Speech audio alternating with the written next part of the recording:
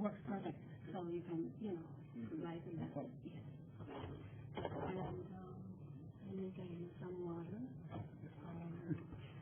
Anything else? If you want to do a chat, this is ready. Any questions, you can write it down, or if you want to do a chat or something. Okay. Great. Thank you.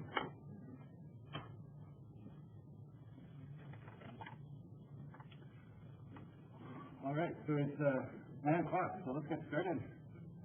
All right, so I'm John Seeger. I'm a pharmacist and an epidemiologist. I'm still licensed to practice pharmacy, although I haven't done so in a long time. So, I work at Optum Epidemiology in Boston, where the office is a neighbor directly adjacent to Sunlight Park, in the neighborhood of Boston. And I also have an adjunct appointment at Harvard School of Public Health, where I teach a 1-week course on propensity scores, an intensive winter session course. So what I'm going to talk about is propensity scores, and it's kind of interesting that the technical aspect of running a propensity score is really trivial. And so I'm going to spend a lot of the 3 hours not talking about the technical aspect of running the propensity score, but all of the thought process that needs to go behind it to make sure you do it right. So that's the real challenge with propensity score. It's not the technical aspect of running. Okay, so here's the roadmap for today. I'm going to start with a journal club. Actually, I have a particular article that uses the propensity score that I'm going to talk about. It's in the Dropbox, and you can access it. I also give the full reference. You can access it online and read it.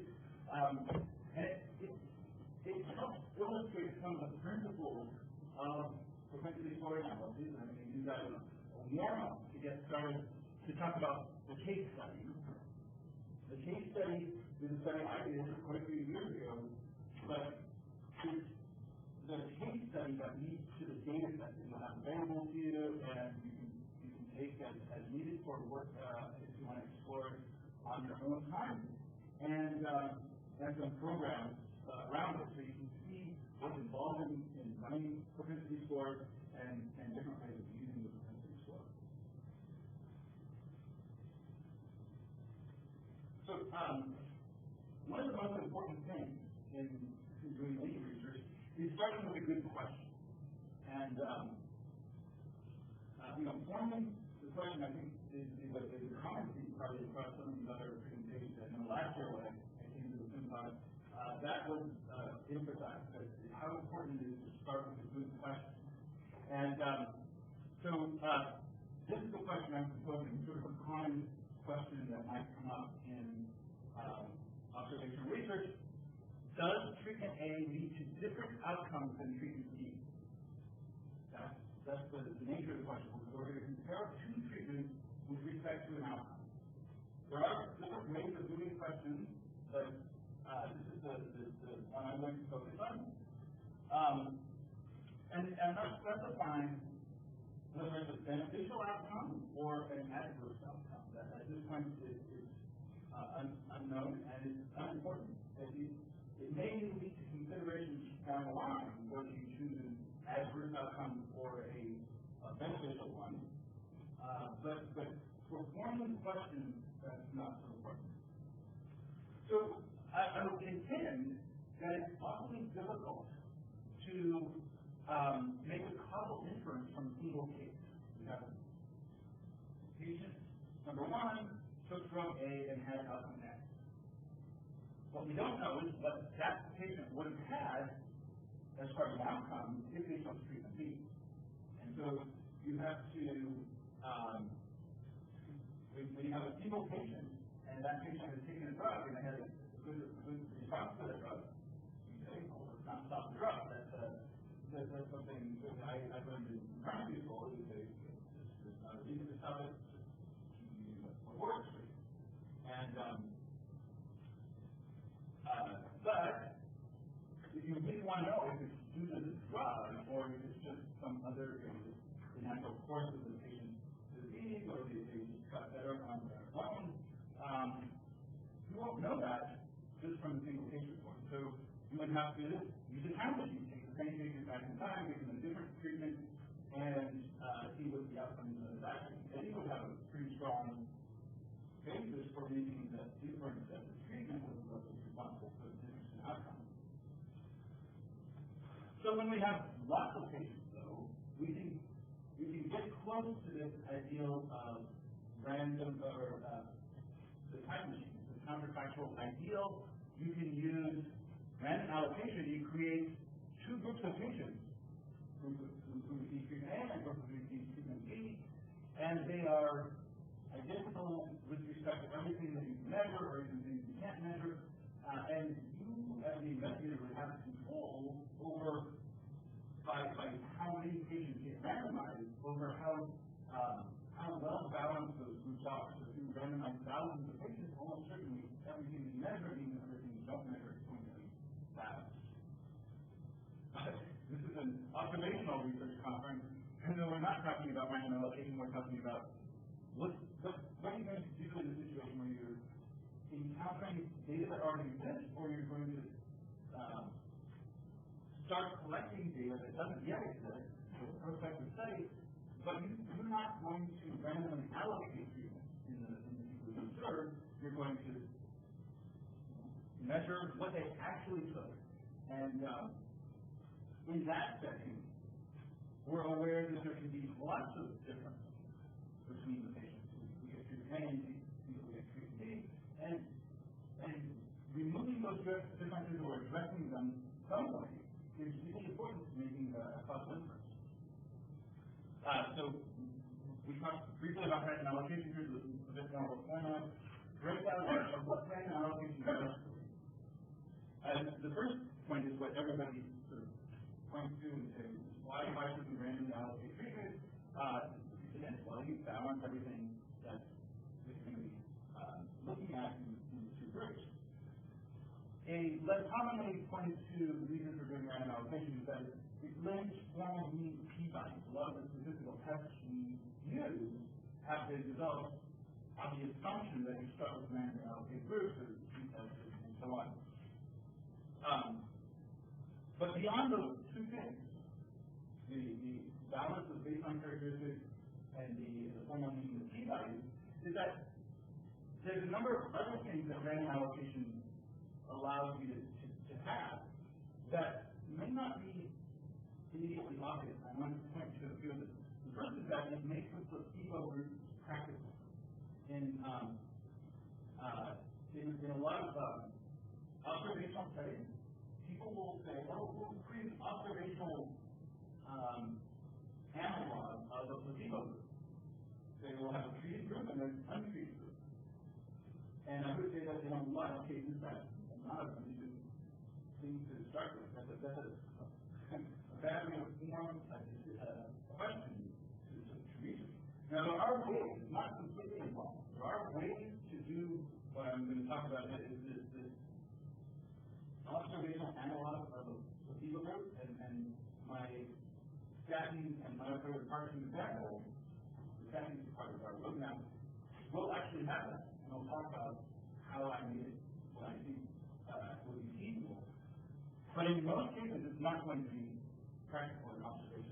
So that's one of the reasons why I formed the question that we want to address the way it is, which is treatment A compared to treatment B. So the decision is already made to apply a treatment to patients.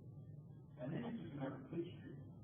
But if you mix in the decision of which treatment with the decision whether or not to give treatment at all, then that makes your observational study even more challenging. And so that's anyway a point on placebo groups. And there are some other features that randomized trials have that may not be obvious. That they have a lot of control over what gets measured at baseline. So you measure the things that you think are important, and you can compare them between the groups. In an observational study, you may not have that luxury. That you have whatever was measured to people who get treatment A, and whatever was measured to people who get treatment B.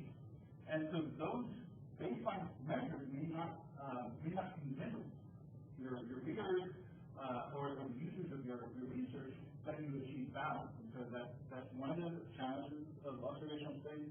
Another is adherence. Randomized trials have a number of mechanisms by which they improve adherence, both explicit and implicit ones. There are specific monitoring parameters in randomized trials. We did a study of diabetes medication, and there was a randomized trial of essentially the same medication, and I looked into the randomized trial. In that randomized trial, they measured blood glucose on the participants 6 times a day. That's really hard to do outside the context of the randomized trial, and I imagine even in the randomized trial, they had a lot of trouble getting patients to adhere to that.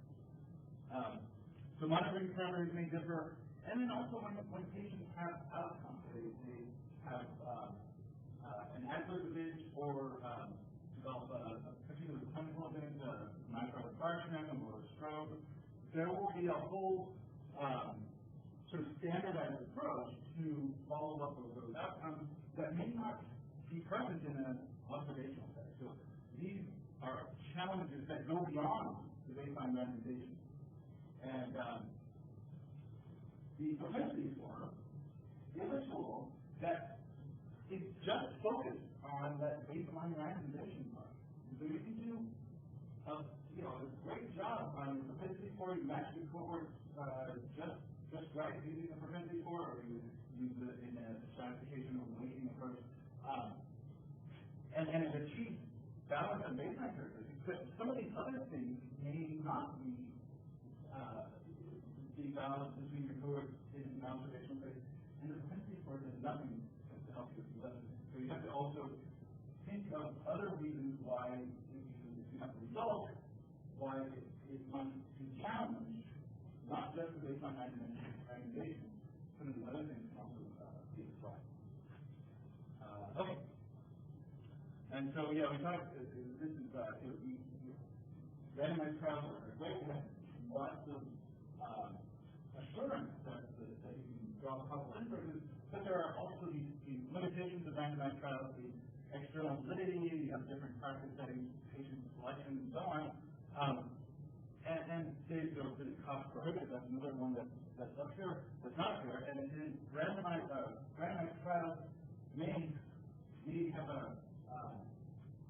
another way of being applied is pragmatic randomization. So you baseline randomization either at the individual patient level or at practice level, and so you have to follow up be more observational. So you don't have a protocol follow-up, or maybe some kind of hybrid. It'll be partially observational, but when you have certain protocols specified follow-up points.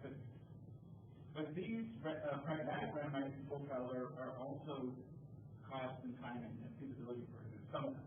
And so that leads us to observational studies potentially using propensity score.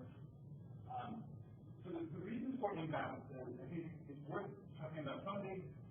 Some of them you can come to pretty easily if you're a prescriber or you know prescribers, not prescribers.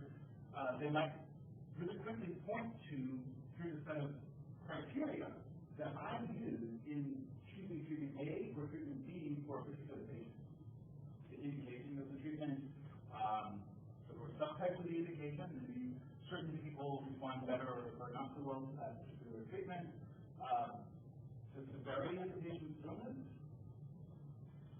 concomitant illnesses, or medications, or contraindications, all of these things help influence one treatment versus another. There's also these more implicit reasons. Medicalization and then how connected the patient is to the healthcare system, their history with the prescriber. In the past, this patient had adhered pretty well to whatever treatment had been prescribed, and so the prescriber might be more willing to prescribe a particular treatment regimen that may require greater adherence for successful outcomes. The experience and training of the physician who prescribes the medication or the treatment, various regional treatment patterns, and others. And important One important other one is sort of calendar time. Because in calendar time, prescribers sort of prescribing algorithms may change. There's new evidence that comes to light, and so the prescriber may change how they choose treatment A or treatment B for particular patients in different areas.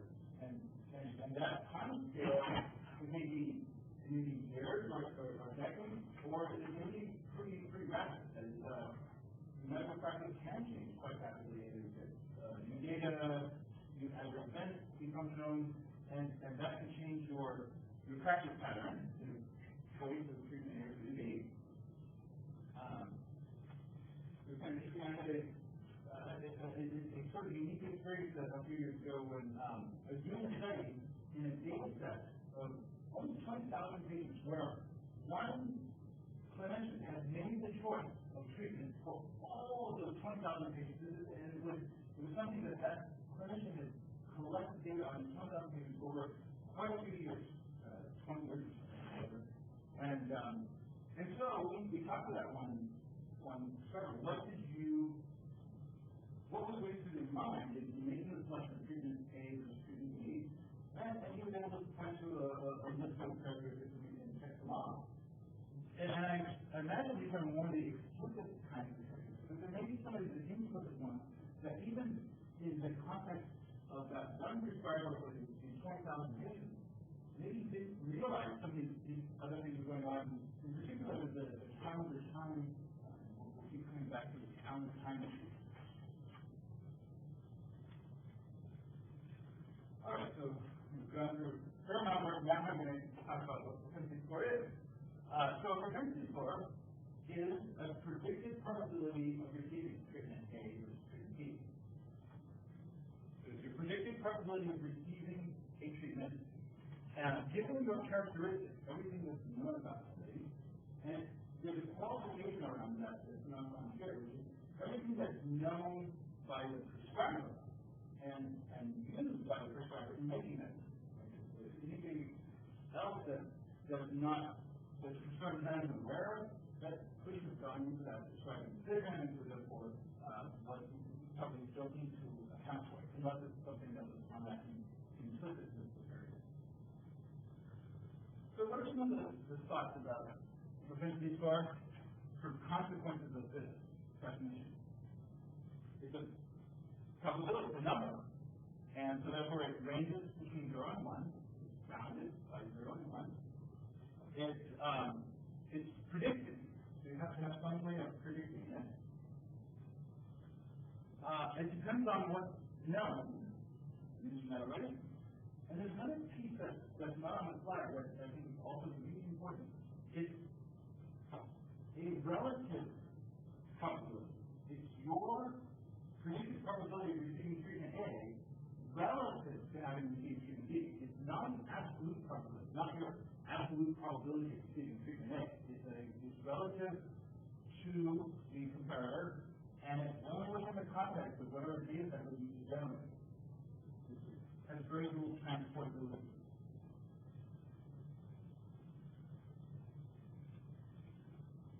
Alright, so here's a DAG, directed identical graph, and it's basically the confounding problem that I mentioned. That is, this is what baseline random allocation helps you address. You allocate treatment according to a random process, therefore no confounder leads to treatment, and therefore you can get a very clear measure of your treatment on the outcome.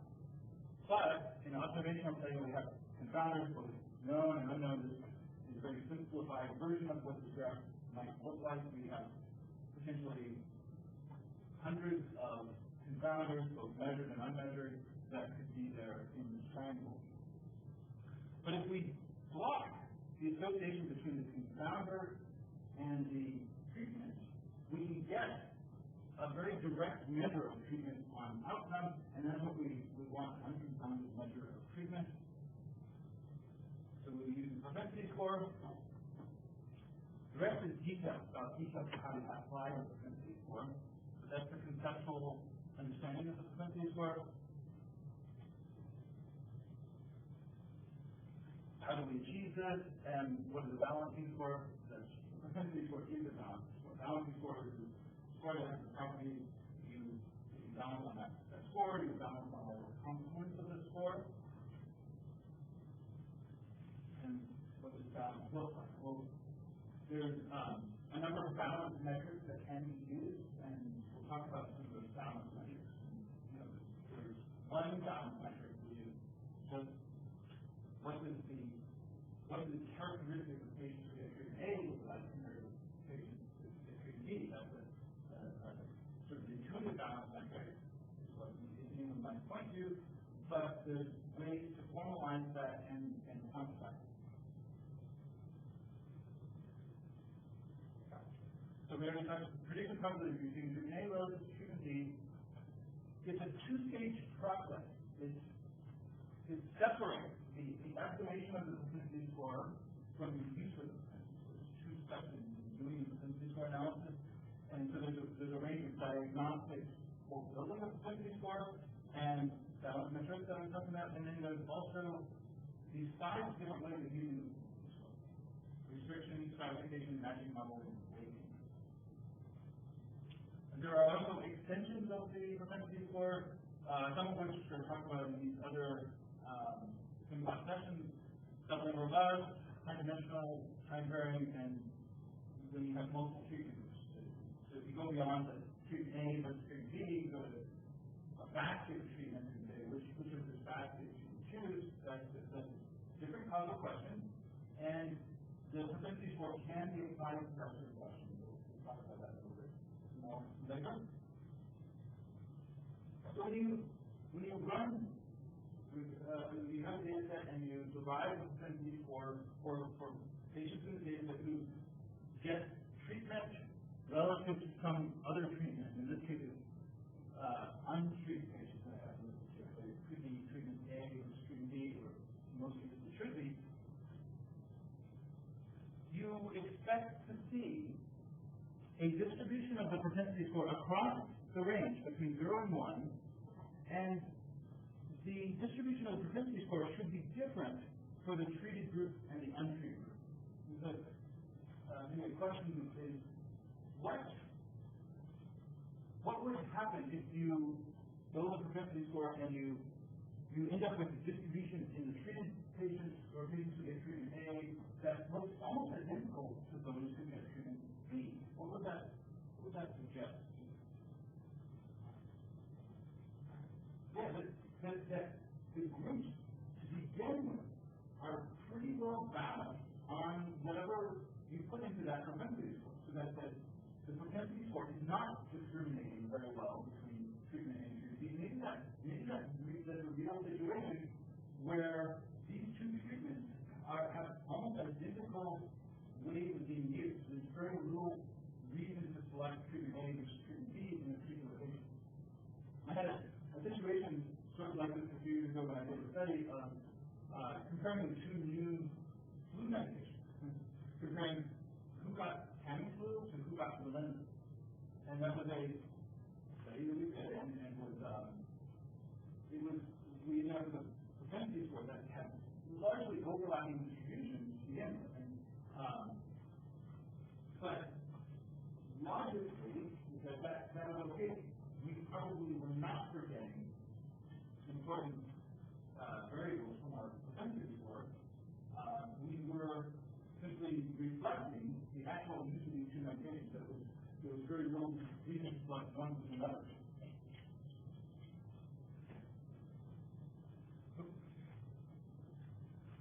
This slide looks almost the same, but it has focus on these boxes. And I want to spend a couple of minutes talking about what those boxes mean. Because these boxes can cause problems, and they also reflect an area of the propensity score distribution that we want to make sure we're careful in how we use. So what I've highlighted is the upper range here. This is the propensity score of 0.95 or higher. So people who have a 95% chance of getting the treatment or treatment A versus treatment B, or higher, 95% people in that range are treated. And that's what you would expect. 95% likely to get treatment. But there's a few who are untreated. So ask the question, what would it mean if a person has 95% chance of getting the treatment, but doesn't get the treatment? There are some suggestions or thoughts of what scenario would lead to that.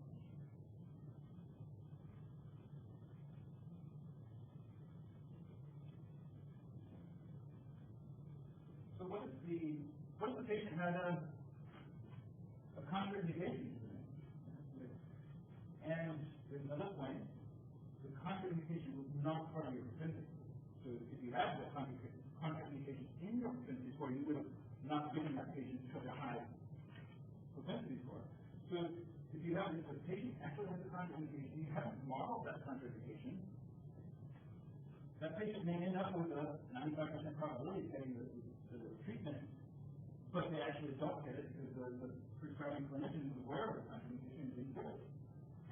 So that's one possibility. And that means there's something in your data that you don't know about. If that scenario is correct. Yes. Did you set up a threshold?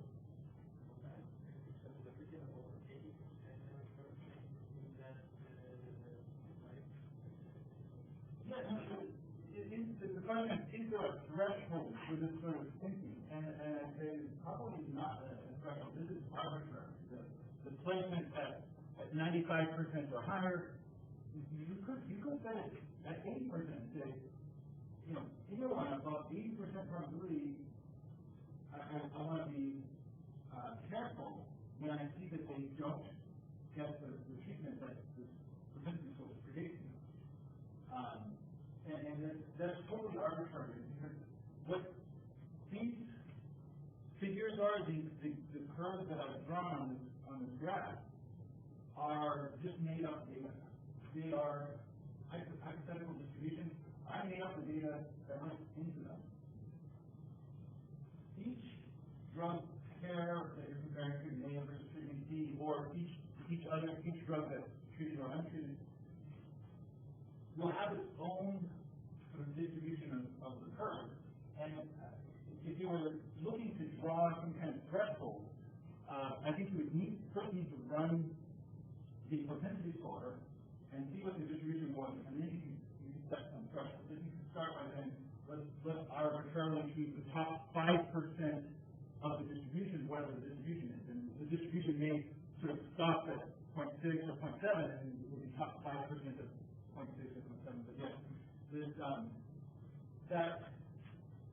that concept that I'm trying to illustrate with these the boxes is that you should spend some time thinking about the scale of the distribution, where those scales happen to be.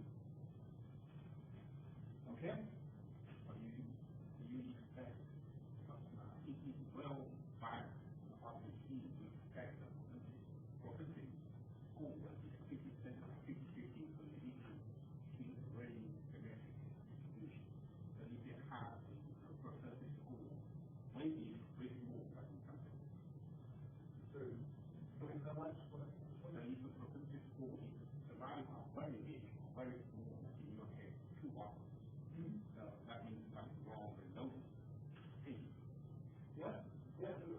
It almost always means that there's something you don't know about this patient. So either the people who have really high predicted probability of getting treatment A and they get treatment B, or people who have very low predicted probability of getting treatment A and they still get treatment A. In both of those scenarios, it's almost definitional that you don't know something about it, and that is actually determinative of whether or not they have treatment. Such as, well, this person is an ideal candidate at this high range, they have 95% or higher propensity score, but they just refuse the treatment. So there was nothing wrong with the propensity score. It was telling you that people with this set of characteristics almost always get treated. But this one patient just happened not to get treated. Maybe that patient refused. So the patient could have had contraindication, or they could have refused, or that. At the high end, at the lower end, you have situations like, well, I actually put it on the next slide. So the patient's untreated but has the high propensity score that we've talked about, but at the low end, people are really poor candidates for the treatment, but they still get the treatment. What are some of the thoughts? There's an alternate indication. Maybe the patient is getting the treatment for a different reason than almost everybody else is getting it. So that's a possibility. You can identify off-label use of medications, right? Patient may be treated as a last resort. This idea as well. The starting to type everything in this candidate. Well, this is not typically using this kind of patient, but people would try it anyway. That's a possibility. Or it could be an error in the data. It could be a prescribing error, sort of symptom error, as a pharmacy, or it could be just a data error.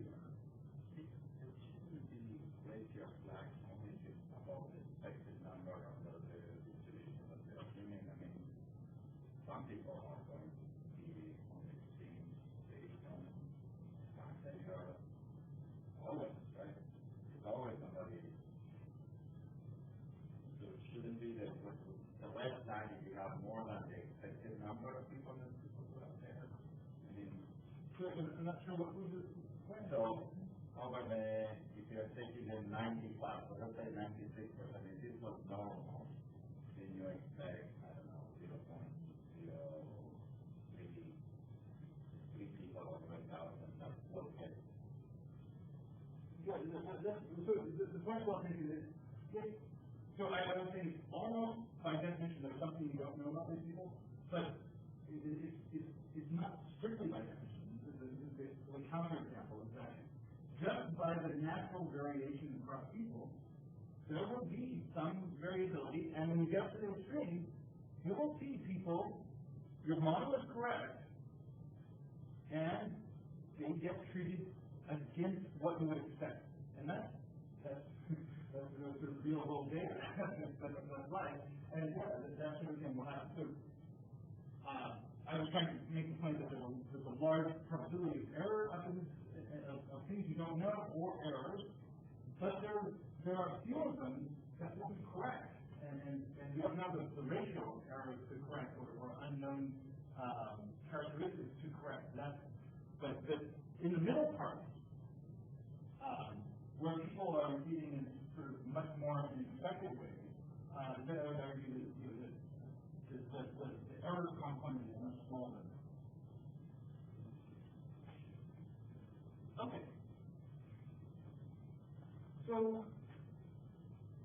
when I run a propensity score analysis, I will check these distributions in the treating group and comparison group, and I'm looking for a number of things. I'm looking for how much overlap there is in the propensity scores. Am I in a situation like A, B, or C? Because they mean different things.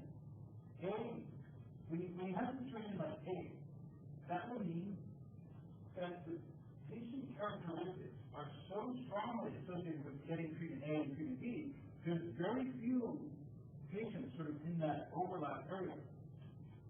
And this should be a sign, this is a red flag that maybe your question that you started with isn't really the right question. Because why is it that you're comparing these two drugs? It doesn't appear, these two drugs don't appear to overlap as far as patient characteristics. There's very few prescribers who, for a patient with a given set of characteristics, will be unsure which treatment they get. They should always get treatment A if they have this set of characteristics. They should always get treatment B if they have this set of characteristics. There's really strong selection, and that means this is the overlap rate. That's the raw material for making your inference about treatment A versus treatment B and the outcomes that those patients will have. If you have this situation, you're in the you should be thankful that the propensity score is telling you that you might want to refine the question. Maybe the comparison of treatment A and treatment B is not the right comparison to make. These two treatments are used in very different patients. Let's choose a different comparison. Treatment A and maybe treatment C and see what happens with this graph. If A is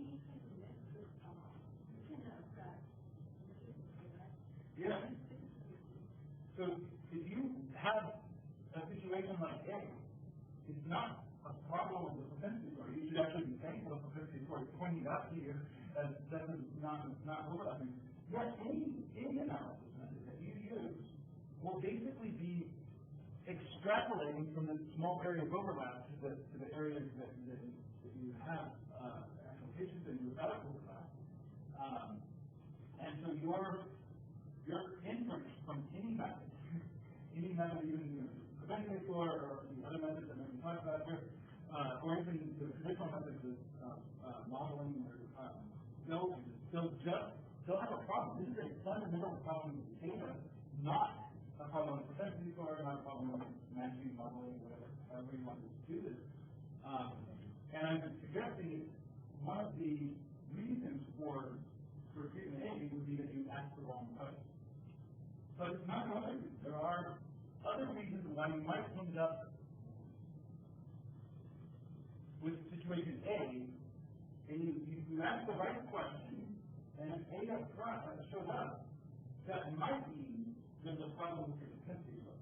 So let me give you an example. A few years ago, I did a study of two anti-TNF drugs, infliximab and etanercept. And so I had expectation going in. I talked to a rheumatologist who described them that there's drugs that are used for pretty similar indications. Patients with rheumatoid arthritis who have this very fairly active disease. You can give these two treatments and sometimes one works better, sometimes the other works better. And so I ran my propensity score analysis, and I ended up in a situation like A. And I'm not asking the wrong question because the two drugs that are used with similar indications, why am I getting this? So any thoughts on that? Well, one is nothing, one part of the indication that will be performed the other. That's nothing to do with propensity score. So it could be that it could be that maybe the clinicians that not really there was some factor that was determining, or maybe it's insurance or insurance data or whatever that might be really strongly discriminating. But what it was actually, because I spent a lot of time investigating it, I found out it was a variable that had been incorporated in my propensity score. Because I looked at the propensity score using two stages. I did a priori crossing the variables. I chose the variables as part of the protocol. And then I had this process for identifying variables that are empirically within the data associated with getting treatment A and treatment B. And there was a variable that was pulled in to the propensity score that, because this automated selection process it was insurance claims data set, so it was identifying all the different diagnoses and procedures and medications that patients were receiving. And there was a procedure code for IV placement that was pulled into the data set. And so having an IV placement is very strongly correlated with getting infliximab because it's given by IV infusion or mechanical injection. So this is not, you don't get an IV placement to get infliximab. And so this was simply the automated variable selection was pulling a variable that was really strongly correlated with exposure, but it's not really confounded because there was a problem in my variable selection process, not in the question, but the propensity score distribution showed me that there was a problem. And I had to do some investigation to figure that out. So you had adjusted for a compliment. I was adjusting for a very strong correlative exposure. Because it's not a consequence of exposure, it was a predictor of exposure. Maybe it's a consequence of the decision to go to A or the question method.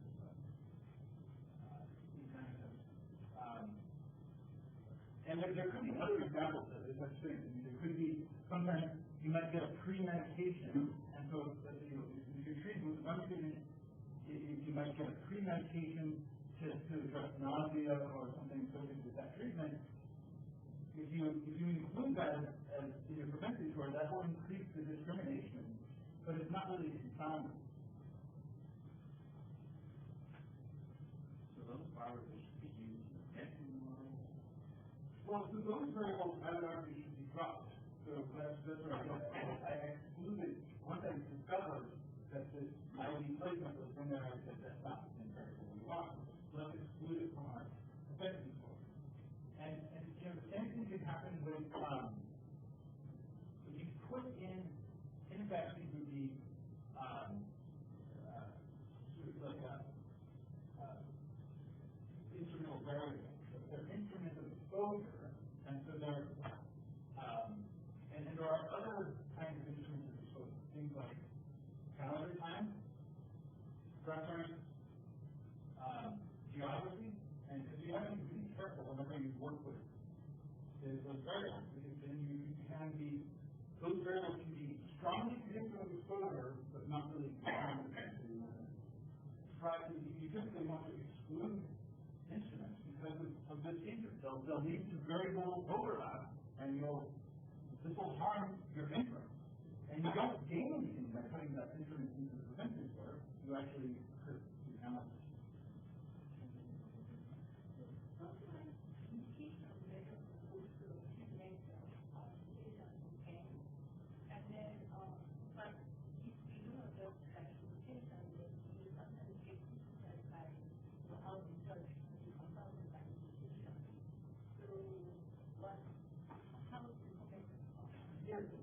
So this is a big problem, and well, I recognize that there's a so this is when I say it's a big problem, it's not it should be perhaps addressed in a lot of different ways by in your research. There's not a single answer to this question, but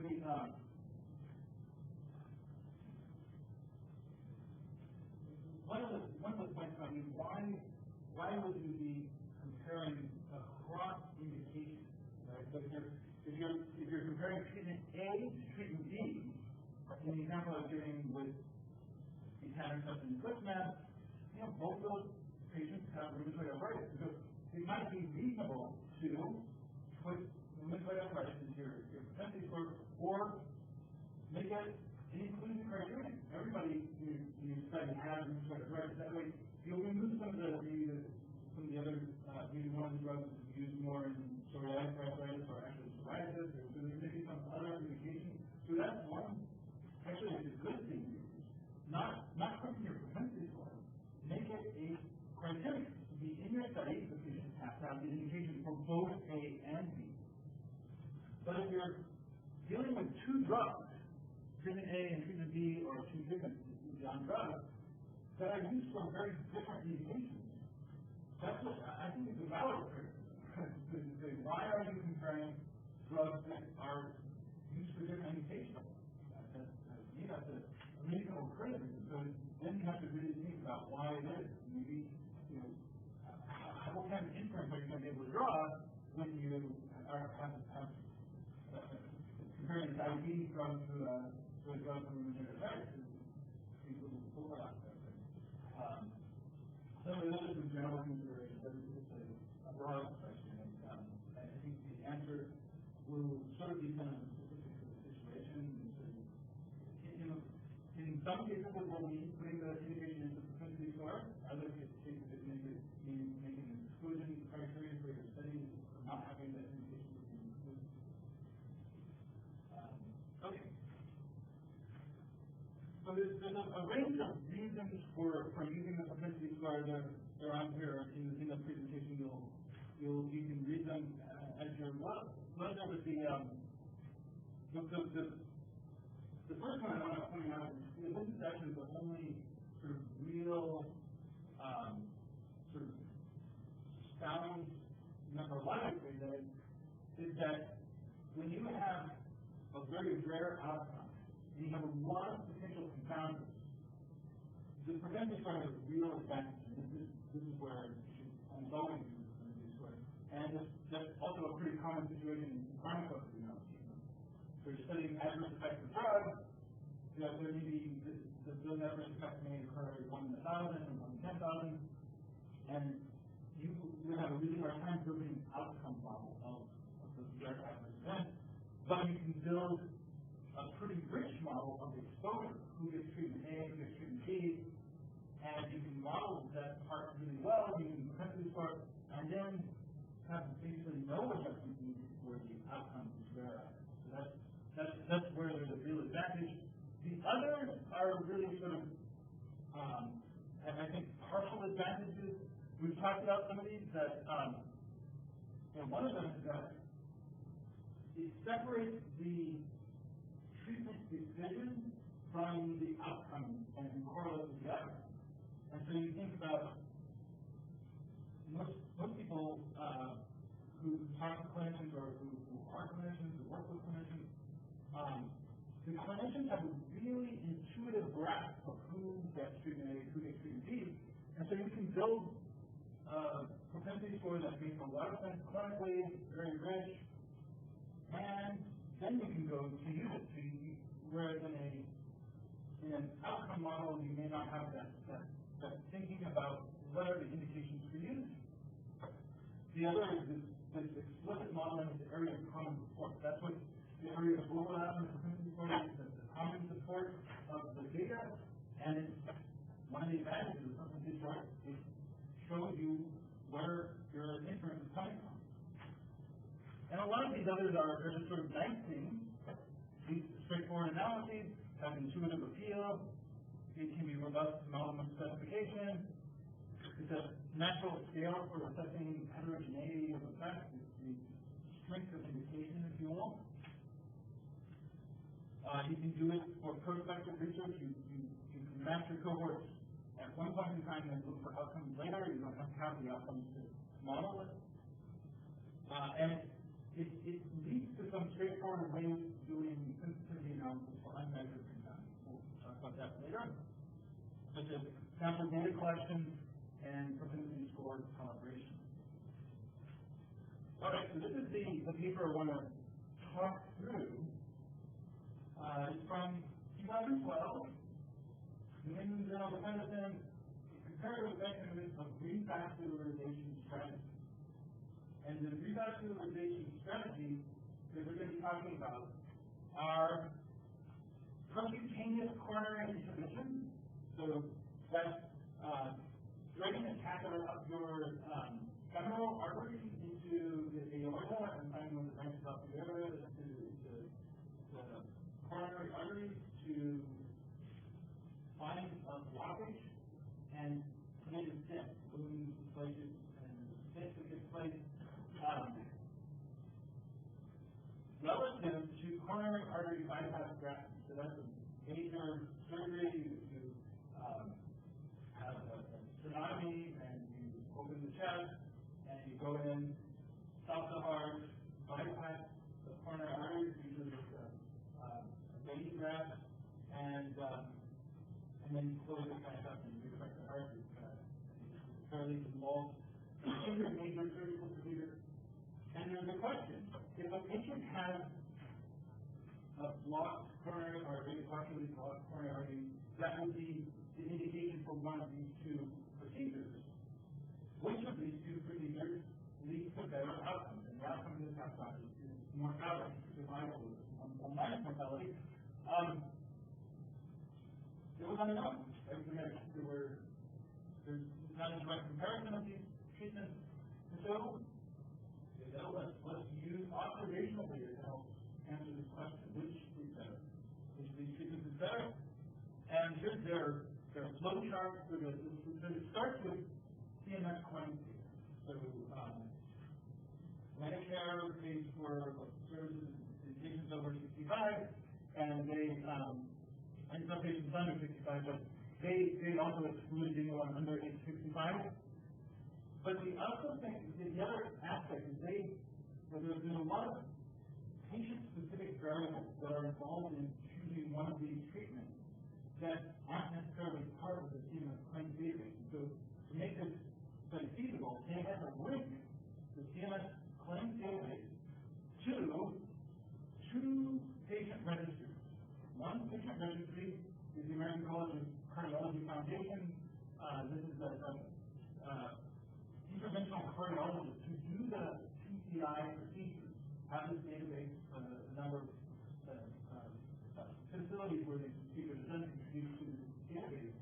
And it's basically a registry of patients, and they collect really more detailed data than is available in the claims data. So they did a linkage between the CMS claims data and the ACPS PCI database, and also a linkage between the CMS claims data and the CABG database. This is from the Society for Thoracic Surgeons. They have this very similar registry of patients who undergo CABG surgery, and they collect more detailed clinical information than is available in the CMS data.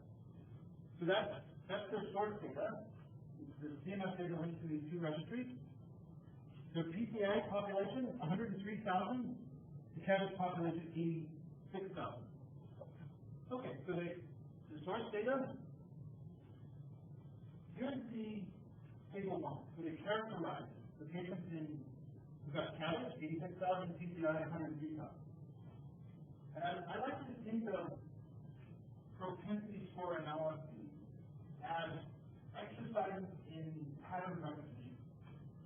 So what are the patterns that we see? There's, at the top we see CABG. The average age is 73. PCI, the average age is 74. About a year difference, a year and a half, maybe between the two groups. So older people tend to get PCI. What's that? How does that tell you? It suggests to me that the older people who might be maybe less good surgical candidates will receive the less invasive procedures. The major surgery of CABG may not be tolerated by older people, and so what you see is, empirically, the data is telling us that older people tend to get PCI more, and younger people tend to get CABG. Males, 68% in the CABG group, and 74%, 57%. So almost 10 percentage points difference between PCI and CABG in male. So the CABG group, so a pattern is emerging. The CABG group are younger males, and the PCI group is older females. This is one way to think about it. And a lot of the other characteristics are actually not very different. History of myocardial infarction, diabetes, hypertension, you go down the list, smoking, not much different. And when you get down here, 3 vessel disease, that's the other one, that's really a large difference. So you could say they excluded 1 vessel disease, and so it's really a comparison of 2 vessel and 3 vessel disease. And then, so 3 vessel, 80%, 32%. That's pretty big difference. And 80% of the CABG patients have 3 vessel disease, so, and 32% in the PCI. So that if you get CABG, you're more likely to have 3 vessel disease, be a male, be young. Okay. So the authors, so there's several cardiovascular surgeons among the authors and a couple of statisticians. So they presumably, they don't tell explicitly that this is the list of propensity score variables. They don't tell exactly how they arrived at them, but I imagine they use their clinical expertise. This is what the cardiovascular surgeons and the interventional cardiologists use to help determine who would go to these 2 different treatments. Let's go through the race, age, gender, race. Those are things that show up on the table of BMI, smoking, family history. See a number of clinical variables that you can imagine enter into the decision. The number of vessels for sure was important. A history of PCI or MI, diabetes.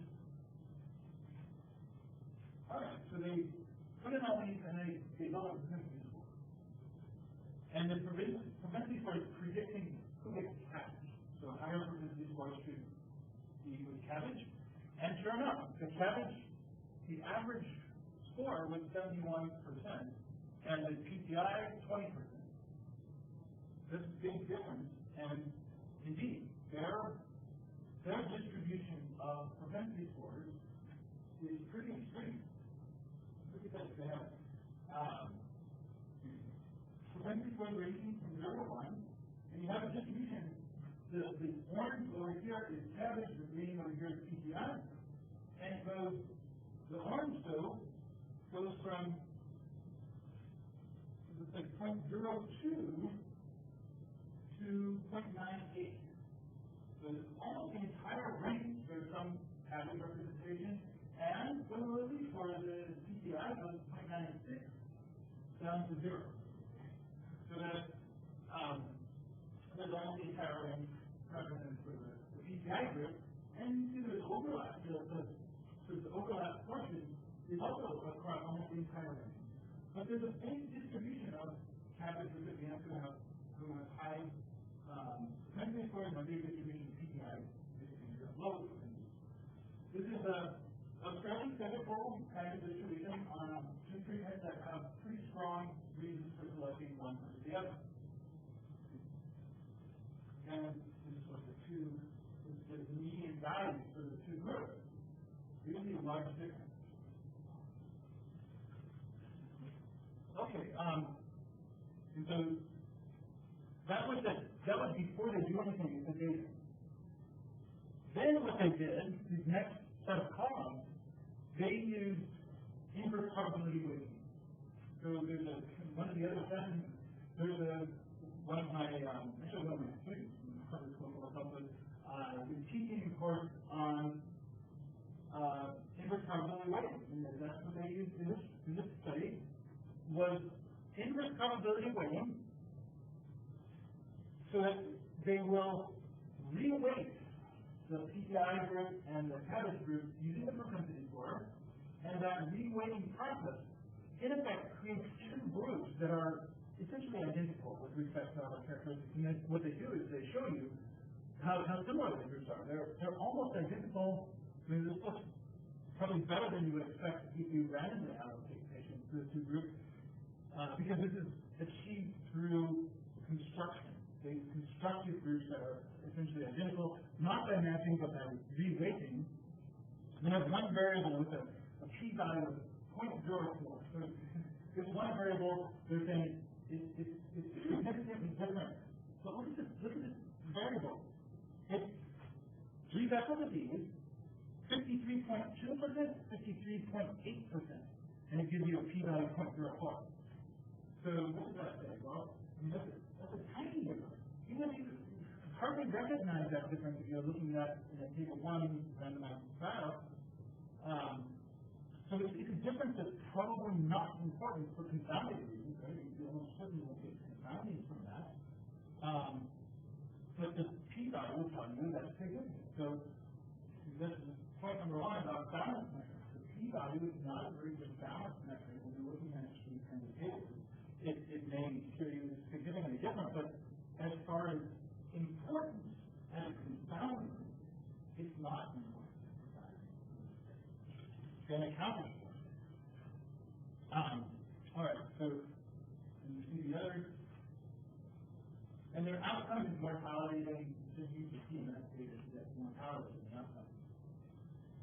So they did their propensity score, they'll use it in a weighted approach, but this is the unadjusted analysis. So this rate for survival, these are survival curves for the cabbage population and the PCI population in an unadjusted analysis. So this is just taking the raw data after the people got PCI or cabbage and following them up for the outcomes mortality.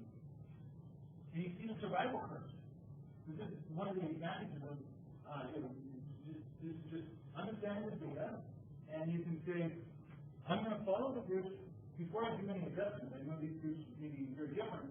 We've shown this is very different in the table 1 and the propensity score. And what's happening here? We have two survival curves. One is the full survival curve, and this one has a truncated the y-axis so that you can see more detail of the survival curve.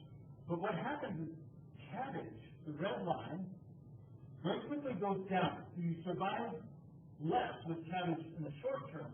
But then you continue out to about a year, and then they cross, and then cabbage is better the rest of the way.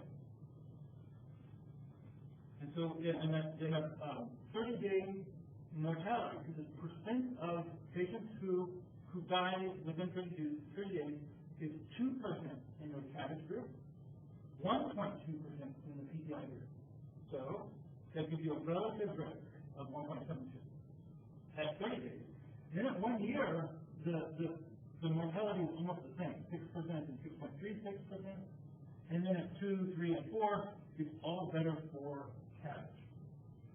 And the relative risk is 0.78, 0.76, 0.76. So about a 25% improvement in survival if you're in the cabbage group overall. But you have to get past that first year. Here's the second curve, second set of curves. Is there adjusted the inverse probability weighting test? So look at this. If I didn't tell you that I advanced the slide, there's almost no difference. It's like go back and forth. You don't know which one is the adjusted analysis and which is the crude analysis. What does that mean?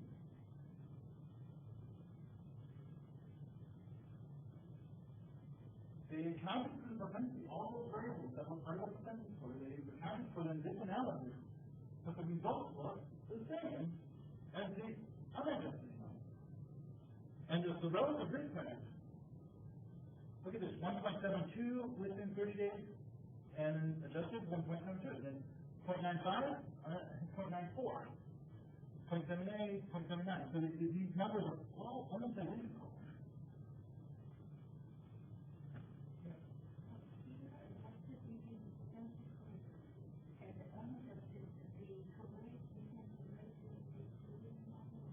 No, this is, the unadjusted is purely crude. No, yeah, exactly, just the treatment. There's no adjustment. This is just a crude model separating the groups as to who actually got cabbage and who actually did not, whether they got PPI, and following them for mortality. And this analysis does the same thing, but reweights people according to the inverse probability of their propensity scores. How can it be essentially the same?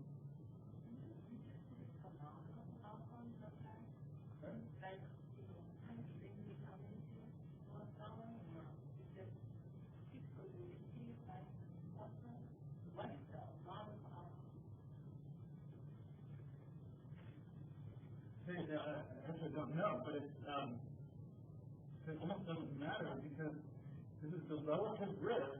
Yeah, this is just a direct comparison of percentages. These are the relative. They must have reweighted the population and then just found a really simple outcome model. Relative risk. Yeah, just raw numbers.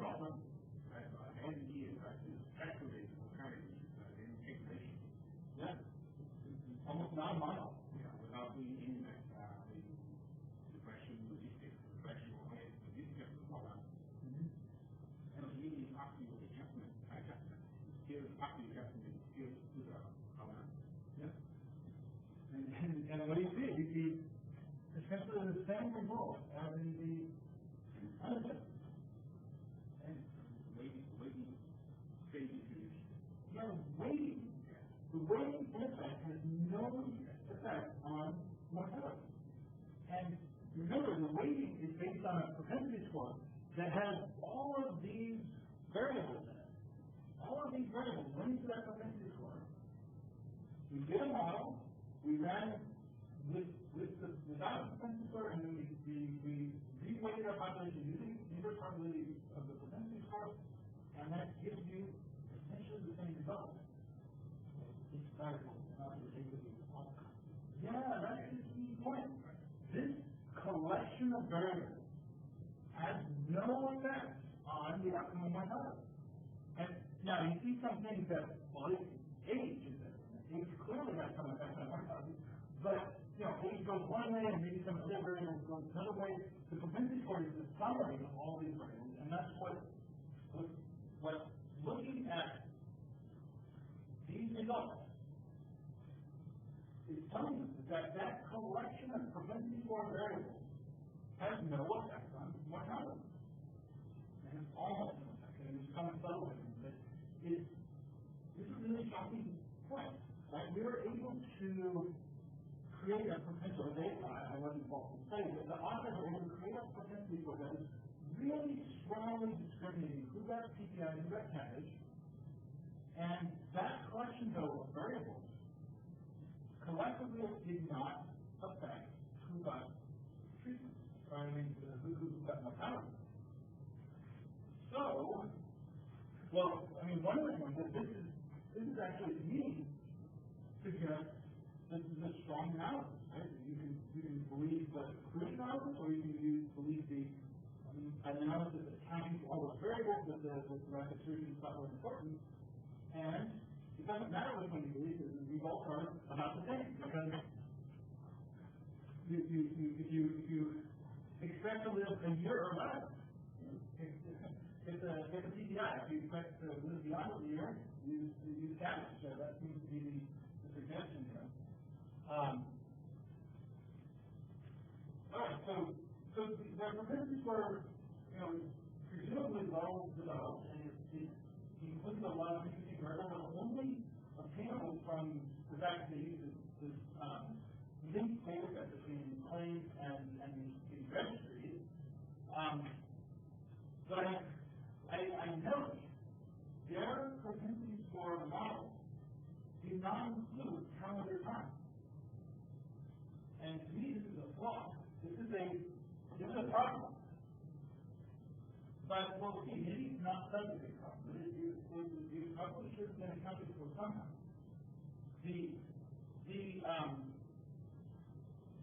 The time frame for the study is 2004 through 2007. So the beginning of 2004 through the end of 2007. So a 4-year time frame. If you don't include calendar time, that's sort of treated as 4 years as a big cross-section. So in effect, people anywhere in that cross-section can enter one or two of these cohorts, one or the other of these cohorts, and they will then be followed in that cohort. But this allows patients to be matched or weighted across time. So in effect, a patient from 2004 might be compared to a patient from 2007. And do you want that? Well, it's up to you as an investigator. You have to decide, is that something you would want? Or do you want patients really to be compared to similar patients in the same year or even narrower calendar time? It's a decision that you can make as an investigator. How do you incorporate calendar time? Do you want people to start at the same point? Because if you're doing a randomized trial, right, you have that individual random allocation happening each time you get treatment. Those patients are automatically going to be, in effect, starting at the same time. But in an observational study, you don't have that. So you want to be able to account for it if you need to. The other feature of not accounting for calendar time is that long list of variables, and then the propensity score, the authors are assuming that the coefficient associated with each of those variables is constant over that time frame. And what that is saying is that prescribers of PPI and cabbage in 2004 were not just using the same set of variables, they were using the same weight for each of those variables for making the decision to get PPI or cabbage in 2004 as they were in 2007. And that might not be correct. Maybe medical practice evolved over that 4-year time frame. They were assuming it's not. So there's two aspects to calendar time. Start and finish of the cohort, and also the weight on the propensity score variables. We need to look at the goodness of cases in the propensity score model. Yeah, absolutely. You should look at goodness of fit or other metrics to try to assess whether you you are correctly modeling how it should be. So if you get poor goodness of fit, maybe it suggests you should have some kind of interaction variable or other ways to improve the fit, non-linear association, things like that. So that absolutely, they could have done that, and maybe they didn't see much lack of fit, and so they didn't. And it's absolutely. So yes, any diagnostics that you might typically do in modeling, you can do with a propensity score. You just have to think, well, if I get poor goodness of fit, how do I address it? Perhaps include interactions, perhaps include quadratic or other functional forms of your variables. So absolutely, you can't expect to misspecify the propensity score and still get the right answer. Okay. So this shows up the fact that they didn't include count of time in the paper itself. They show that the group who got PCI have an average follow-up of 2.5 years, and the group who got CABG have an average follow-up of 2.8 years.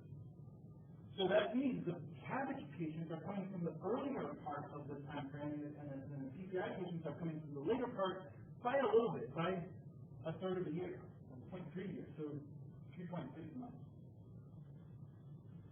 And so if the overall average follow-up was 2.67, that's right here. So 3.6 months difference, here's the PCI group, here's the CABG group. It's not a huge amount out of this whole time frame. So patients entered from the beginning of 2004 to the end of 2007, beginning of 2008, and then followed up for mortality for at least 1 year. So that's one of the interesting findings. You have a slightly different amount of follow-up. And the other is, I tried to do some calculations to figure out how much effect this difference in follow-up would have on the absolute mortality that they observed. Because what was happening over this time frame is that the prescribers of CABG and the practitioners were selecting healthier patients to have CABG, trying to reduce the operating mortality and short-term mortality. And so overall, CABG mortality was going down. So 30-day CABG mortality, I calculated these data from Premier. In 2004, it was 3.5%, but in 2010, it goes down to 2.5%. So that the CABG mortality was declining in the time frame by 0.2% per year, or I calculated, so if the difference was 0.3%, that means just from the different starting point, that would result in 0.06% mortality difference by not accounting for CABG mortality. And 0.06% is pretty small relative to the effect they found. So this is my contention that they're not accounting for how much time probably doesn't substantially affect the result. But it's still a flaw. It's just not a fatal flaw in the study. Okay, so the other thing that the study does is that this is in the E appendix, so you don't see it in the main part of the study, but they do an analysis looking for heterogeneity of effect. So are these results, like CABG is better on a longer-term basis, is it correct for males, females, is it correct for older, younger patients, is it correct for all these different categories? And what they found is basically, so here's the null effect, 1.0. That's at a level that none of these things cross. So the overall finding is 0.79. And that's the main line in the middle. All of the results are pretty close to the 0.79. And so that there's not much heterogeneity of effect by these different characteristics, including in the red box at the bottom here is the propensity score. And what they've done is taken the propensity score and divided it into 5 groups. And then they show you, here's the effect of CABG relative to PCI in each of these 5 groups of the propensity score. And remember, because the propensity score is a sort of summary of all of your treatment characteristics, and it then becomes a metric of how clearly indicated treatment A is compared to treatment B. And so people in the top quintile of the propensity score are the most clear candidates for getting cabbage, and the bottom are the most clear candidates for getting PPI. And what this is saying is that cabbage is better no matter what. Even in the most clear candidates for PPI, cabbage is better. And in the most clear candidates for cabbage is better. And the difference is not much. And that, therefore, all these things that are indications for getting cabbage versus PPI, they don't really affect which is better. They don't really affect mortality. So this is an interesting finding, and also then what I would say credibility is the real finding. Because if you do see a large difference in maybe quintile 5 or quintile 1, one reason is that could be real heterogeneity, that there is a difference in results. And the clear candidates who, for cabbage who get cabbage, maybe they should do better, and the clear candidates for PPI who get cabbage should do worse. But that's not what they found. But that's one thing that you could find in this kind of analysis. And so I advocate this kind of analysis. I do this all the time when I explain my propensity score. The other thing that this type of analysis might show you is if you see a difference in quintile 5 or quintile 1, remember that's where the tails are. That's where your people being treated against expectations are. And so these top quintile and bottom quintile is where you would expect most unmeasured confounding. That's sort of the whole exercise I went through. There's likely to be something that you don't know about the patient in those quintiles. And so the fact that we're seeing really consistent effects across these 5 quintiles helps us think we address unmeasured confounding pretty well in this study. So this is a really useful diagnostic from another perspective. That's what it is, assessing the heterogeneity of the effect. They just divided the overall distribution into different cut points. So they also did a sensitivity analysis to address unmeasured confounding. There's a number of different ways to do these kinds of sensitivity analyses. You basically hypothesize the presence of an unmeasured confounder. You also have to hypothesize something about the association between that unmeasured confounder and your exposure, and the unmeasured confounder and your outcome, and the prevalence of the unmeasured confounder. And if you do hypothesize those different elements, you can figure out how much that unmeasured confounder would alter the results that you got. And their overall finding was that it would not have, it's unlikely or implausible that an unmeasured confounder would be magnitude of this, but it can be done. You can do this kind of analysis. There's a number of different ways to do these types of analyses. There's online software or spreadsheets for doing analyses, or you can build them into apps.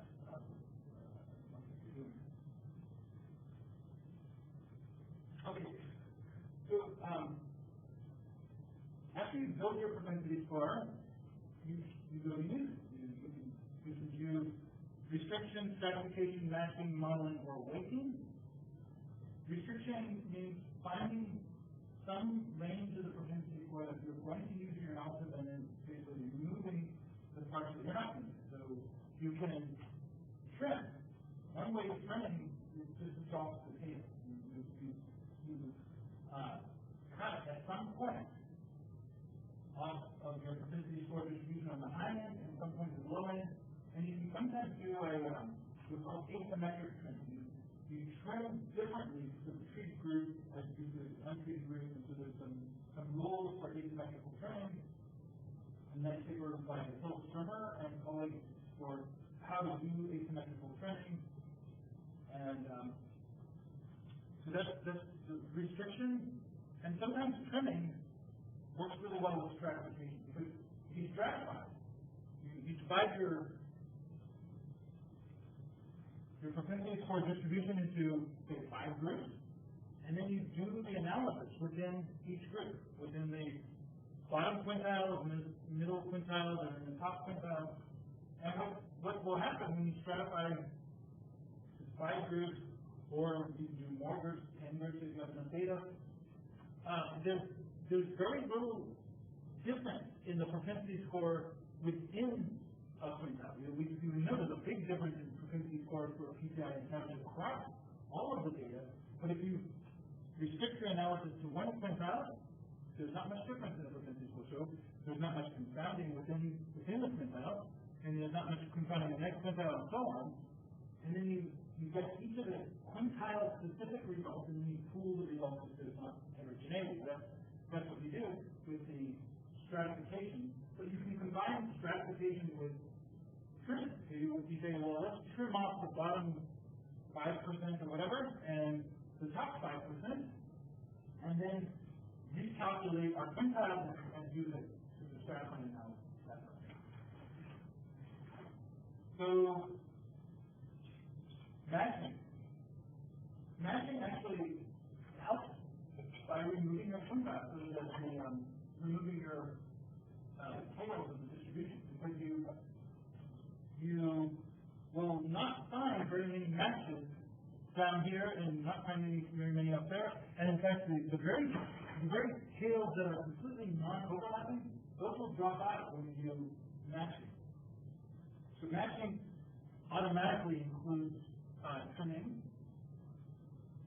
And then you can just put the propensity score into a regression model, or do what the authors did, which was use it as IPTW, or these other weighting approaches, SMR weights, or match weights. So SMR weighting is secondary morbidity weighting or mortality weighting. It's a, let's go back to this slide.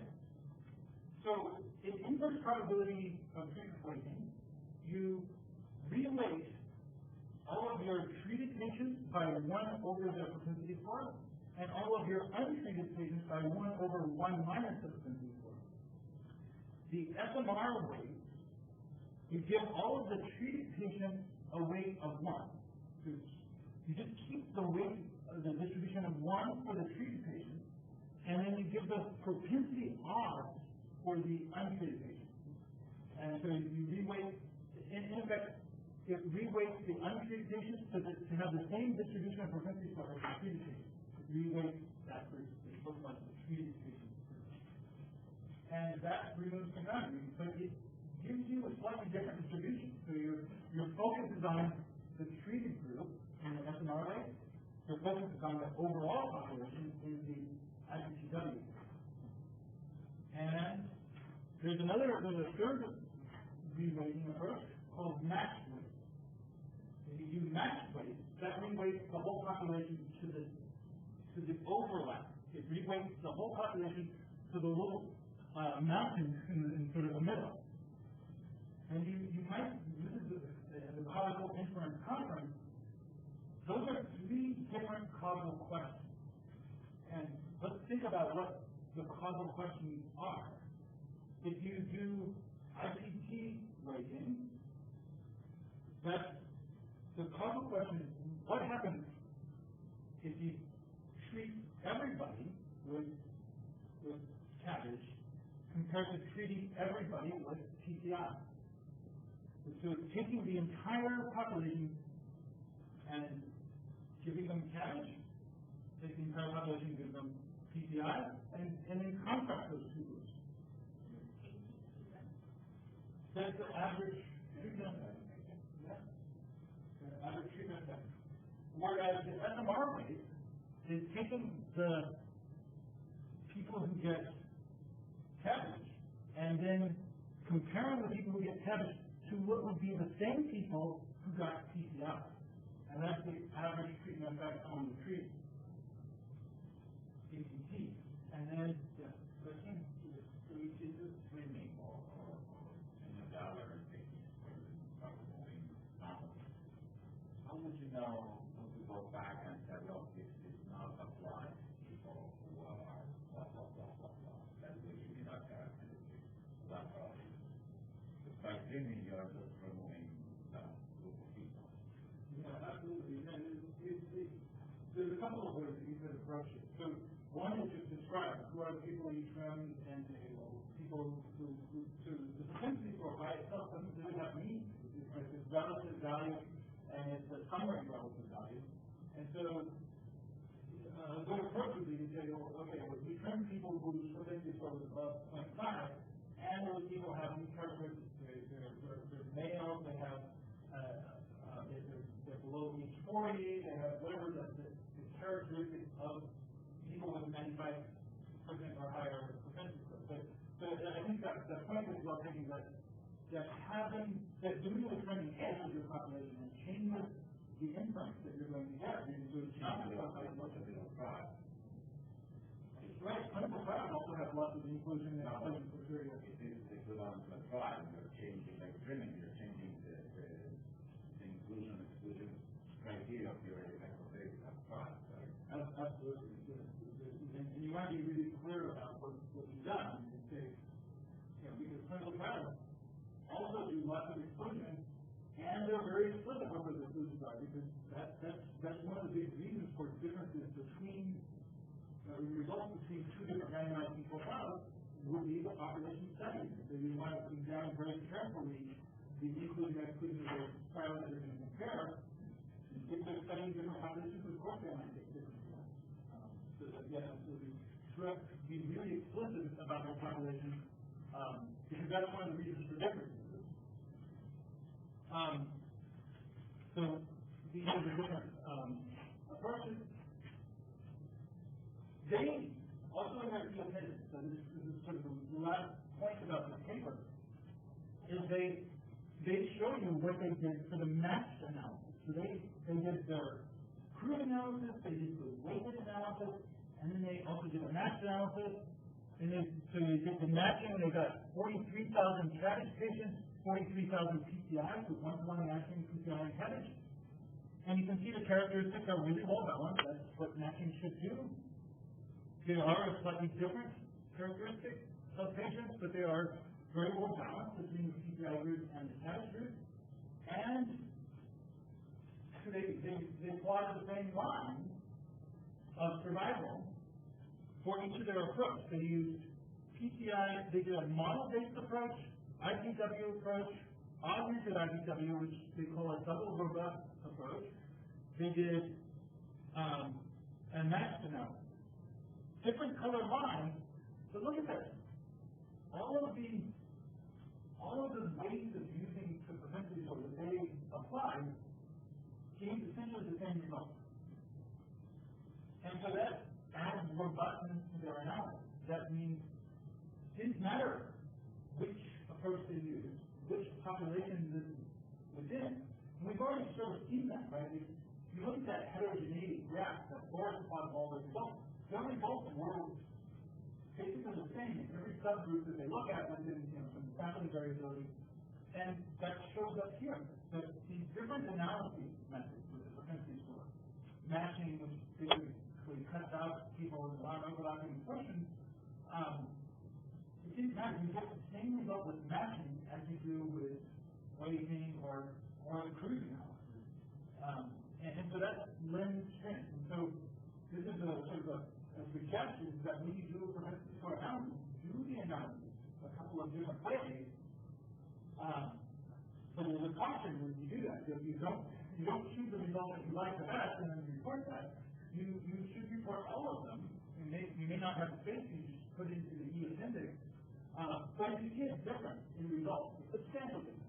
You might see some small variations in the curve, but if you see a substantial difference, that's where I think then you have an opportunity to try to understand what's driving the difference.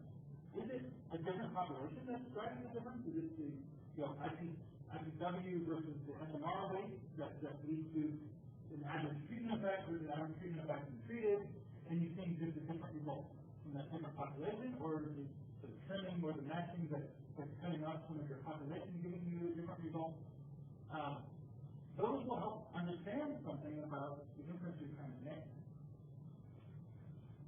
Okay.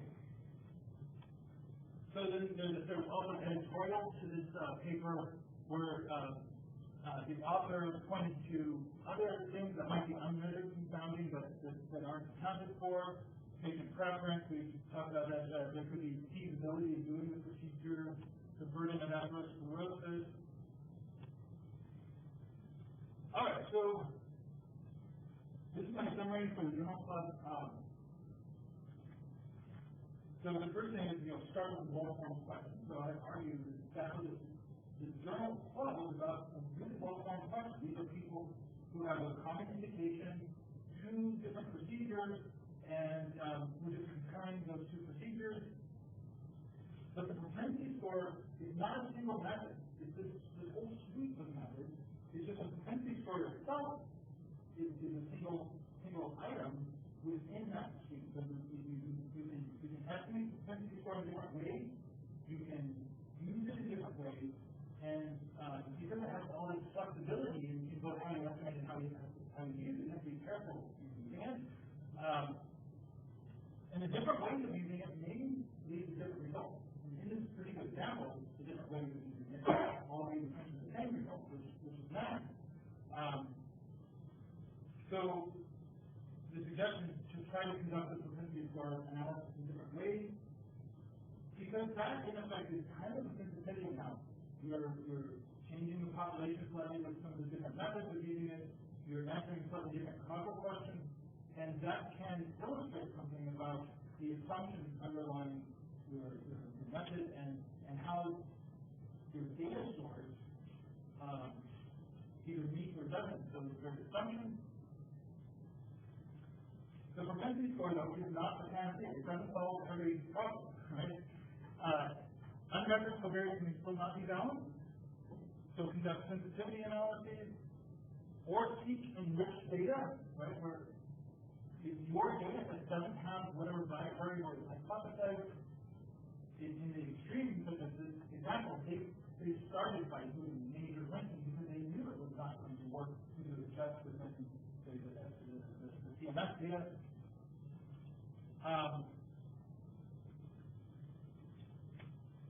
It will not solve a fundamentally flawed design. That is, if you start with the wrong question or improper comparator, differential follow-up, or there's a more person time to build into studies. The propensity score doesn't solve these things. You still need to adhere to fundamental sort of principles of not looking into the future to assess what's happening today. Okay. Any questions about that particular study? Right? Do you believe it? If you had a cardiovascular blockage and you needed one of these procedures, which would you choose? CPI. You know, it's you have 30% or 25% higher mortality in 5 years. It's easier.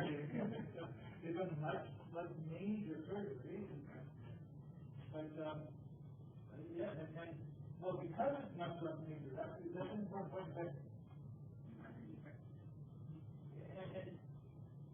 you might have the option to have a repeat procedure if you need it in the future, whereas if you just cabbage, such a major procedure is having a repeat, and there are repeat candidates, it's maybe less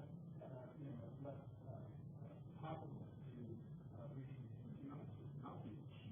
cheaper. It's money for a while. So, right, so there's a range of considerations that go beyond, if you do this straightforward punch exposure analysis, at a point in time, go down cabbage, go down CPI, and follow for 5 years, I think the answer is pretty clear. Mortality is your outcome. Yeah, we'll want cabbage. But the procedure itself is actually considerably different as far as invasiveness and that has consequences as well. And you need to consider all these things. Okay. All right. So on to the case study for the data set. Oh. Yeah. Let's take a break. 15 minutes.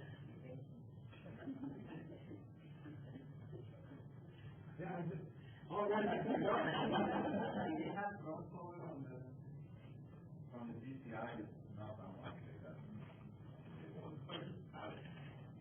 yeah, they did the analysis and institute type analysis of bringing from the randomized control trial world with this idea that once you go down the path, we're not going to allow you to change, even though you might in reality change your exposure, but it's going to follow you into. So yeah, if you do it as allow crossover, then you might see what would happen to people who go to who have PCI and then have a revision of PCI or subsequently get a habit, they didn't account for that.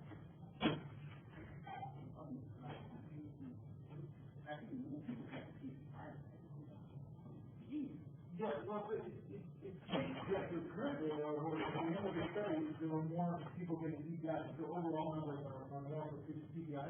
Yeah. So there's been this long-term downward trend in habit surgery and an increase in PCI.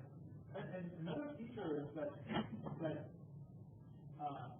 the technical aspect of performing PCI numbers, so that the PCI is becoming even more well-done procedures that we described that way, and also the stent technology.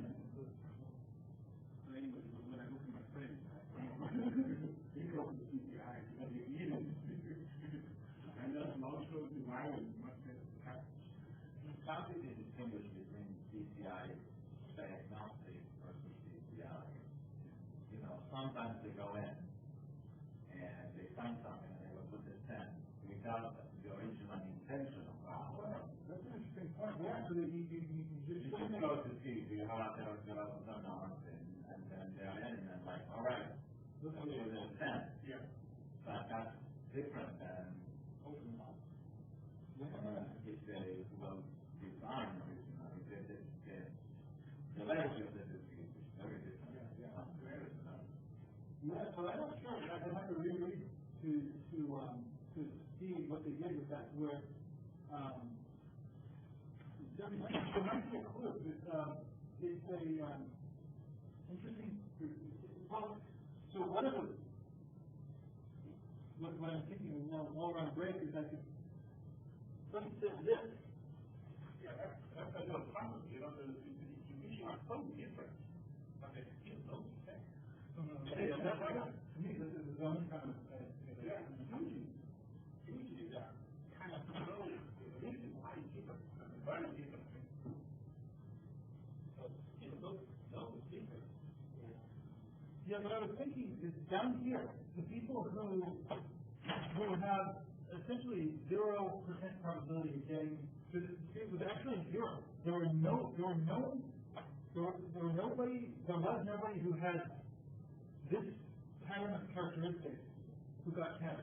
These might be some of those people that you're describing, that is, where the PCI, that putting the stent, or not the stent, the catheter is about. Exactly, this is a real verifier.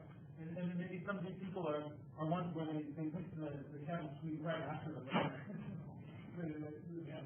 But yeah, some of the zero.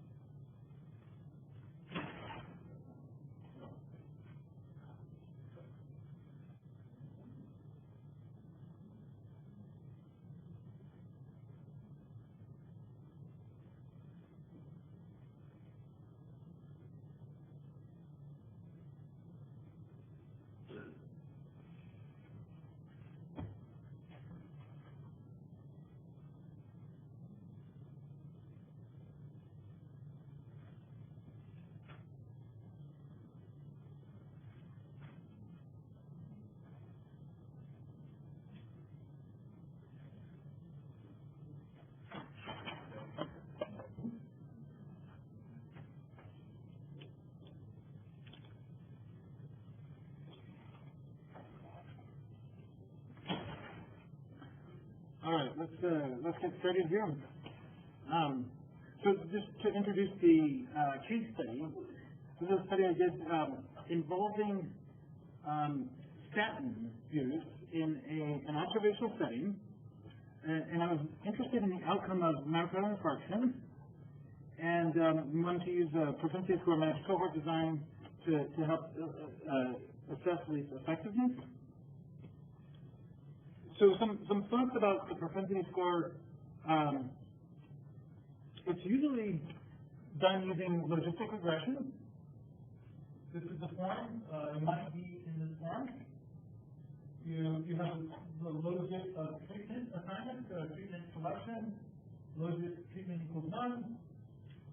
You have your propensity score model or logistic regression model is intercept and beta 1 times your covariates 1, beta 2 for covariate 2, and so on, as many covariates as you want to include.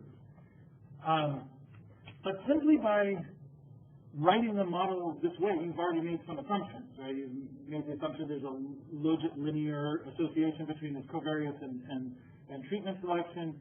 And you, as the researcher, have to decide, is it a linear term or is it some interactions? Is there quadratics, or should these variables be divided into categories and then model the categories? All of the modeling considerations that you might have should be used in the context of building your propensity score, and that starts with how you write out what the model will be. Okay. There are these more generalized models available for categorical, ordinal, or continuous exposures. But I want to talk a little bit about why I'm choosing to have the question that I start with be just A versus B, and not A versus B versus C versus D. So clinically, that question comes up. The clinician might have a basket of treatments that they could apply to a particular patient, 5 different treatments they could choose, and might want to know, well, which one should I choose in this particular patient? And it's kind of an interesting question, because in a particular patient, you say, this patient is a candidate for treatment A, B, C, D, E. So 5 treatments, that this one patient is a candidate for any of these 5. But now we go to another patient, patient number 2. This patient may only be a candidate for treatment A, B, and C, and then not C and E. So that individual patients may not be candidates for all of these different treatments. And what that has implications for is when you do your study, you're going to have thousands or hundreds of patients, whatever your source data contains. And when you do this study comparing A, B, C, and D, and E treatments, so 5 different treatments, who are you going to choose as the patients to do the study? If you select the patients who are candidates for all 5 treatments, that may be a small subset of the patients, and they're validly candidates for all 5 of those treatments, you will get a result that may be valid for patients who really are candidates for all 5 of these treatments, but that result may not apply then to the patient who comes who's only a candidate for 3 of these out of the 5 treatments available. And so what I'm talking about is it leads to some complications and changes in your population when you do these things. So I typically think it's better to do, if you're comparing, you want to compare A and B, do that. Do an analysis of all the candidates for A and B and compare them. And then also do a comparison of A and B and get all of the patients who are candidates for A and C. And so you have a series of studies comparing A, B, C, D, and E, not just a single study that tries to do it all in one shot. And then, okay, not just is a complication when you're talking about the patients who are candidates for A, B, C, D, and E, it could be the case, and it might be the case very, very well, that the set of variables that confound A versus B treatment is different than the set of variables that confound the A versus C and A versus D. So that you have a different set of variables and different weights on each of the variables that would go into the propensity score. So it would be really unusual, I think, for a single propensity score to capture all of the patients that would be candidates for the different groups and incorporate all of the different confounders and the different weights of the confounders for each of the different treatments. To me, once you start expanding beyond the two groups, all of these complications arise. I mean, if you've got already the three groups, you already face a lot of complications to that comparison, and you go into 4 or 5 or more, this expands that. So I typically try to avoid analysis that would incorporate more than 3 groups. So usually it's top 2, and you say, I'm going to compare 3 groups, I'll do A versus B, A versus C, and A versus C, so AB, AC, and BC. So there's 3 comparisons. Anyway, that's just me. There certainly are studies that you can look to that do all. But in the sense that what we're trying to do is arrive at valid inference. Again, with randomized trials, try to arrive at valid inference. It's pretty unusual. There are examples of randomized trials that have 5 groups in them. So there's probably a reason why 5-group randomized trials are there. It's just all the complications that I've talked about also apply in the context of randomized trials. You'll have some complications in running that trial. So that I think sort of the reason that I suggest not doing the multi-category propensity scores. But there are techniques available for doing them, and they are used. Okay.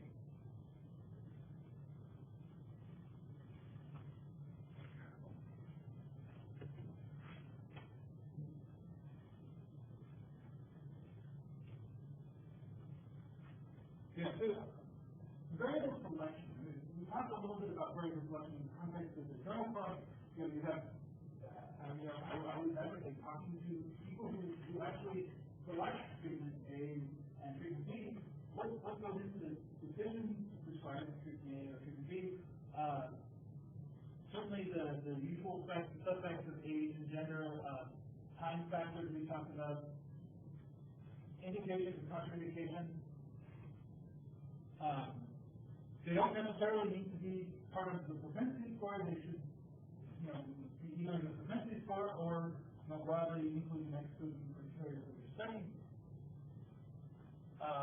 Risk factors for the outcome might be considered, and then these sort of general healthcare utilization characteristics.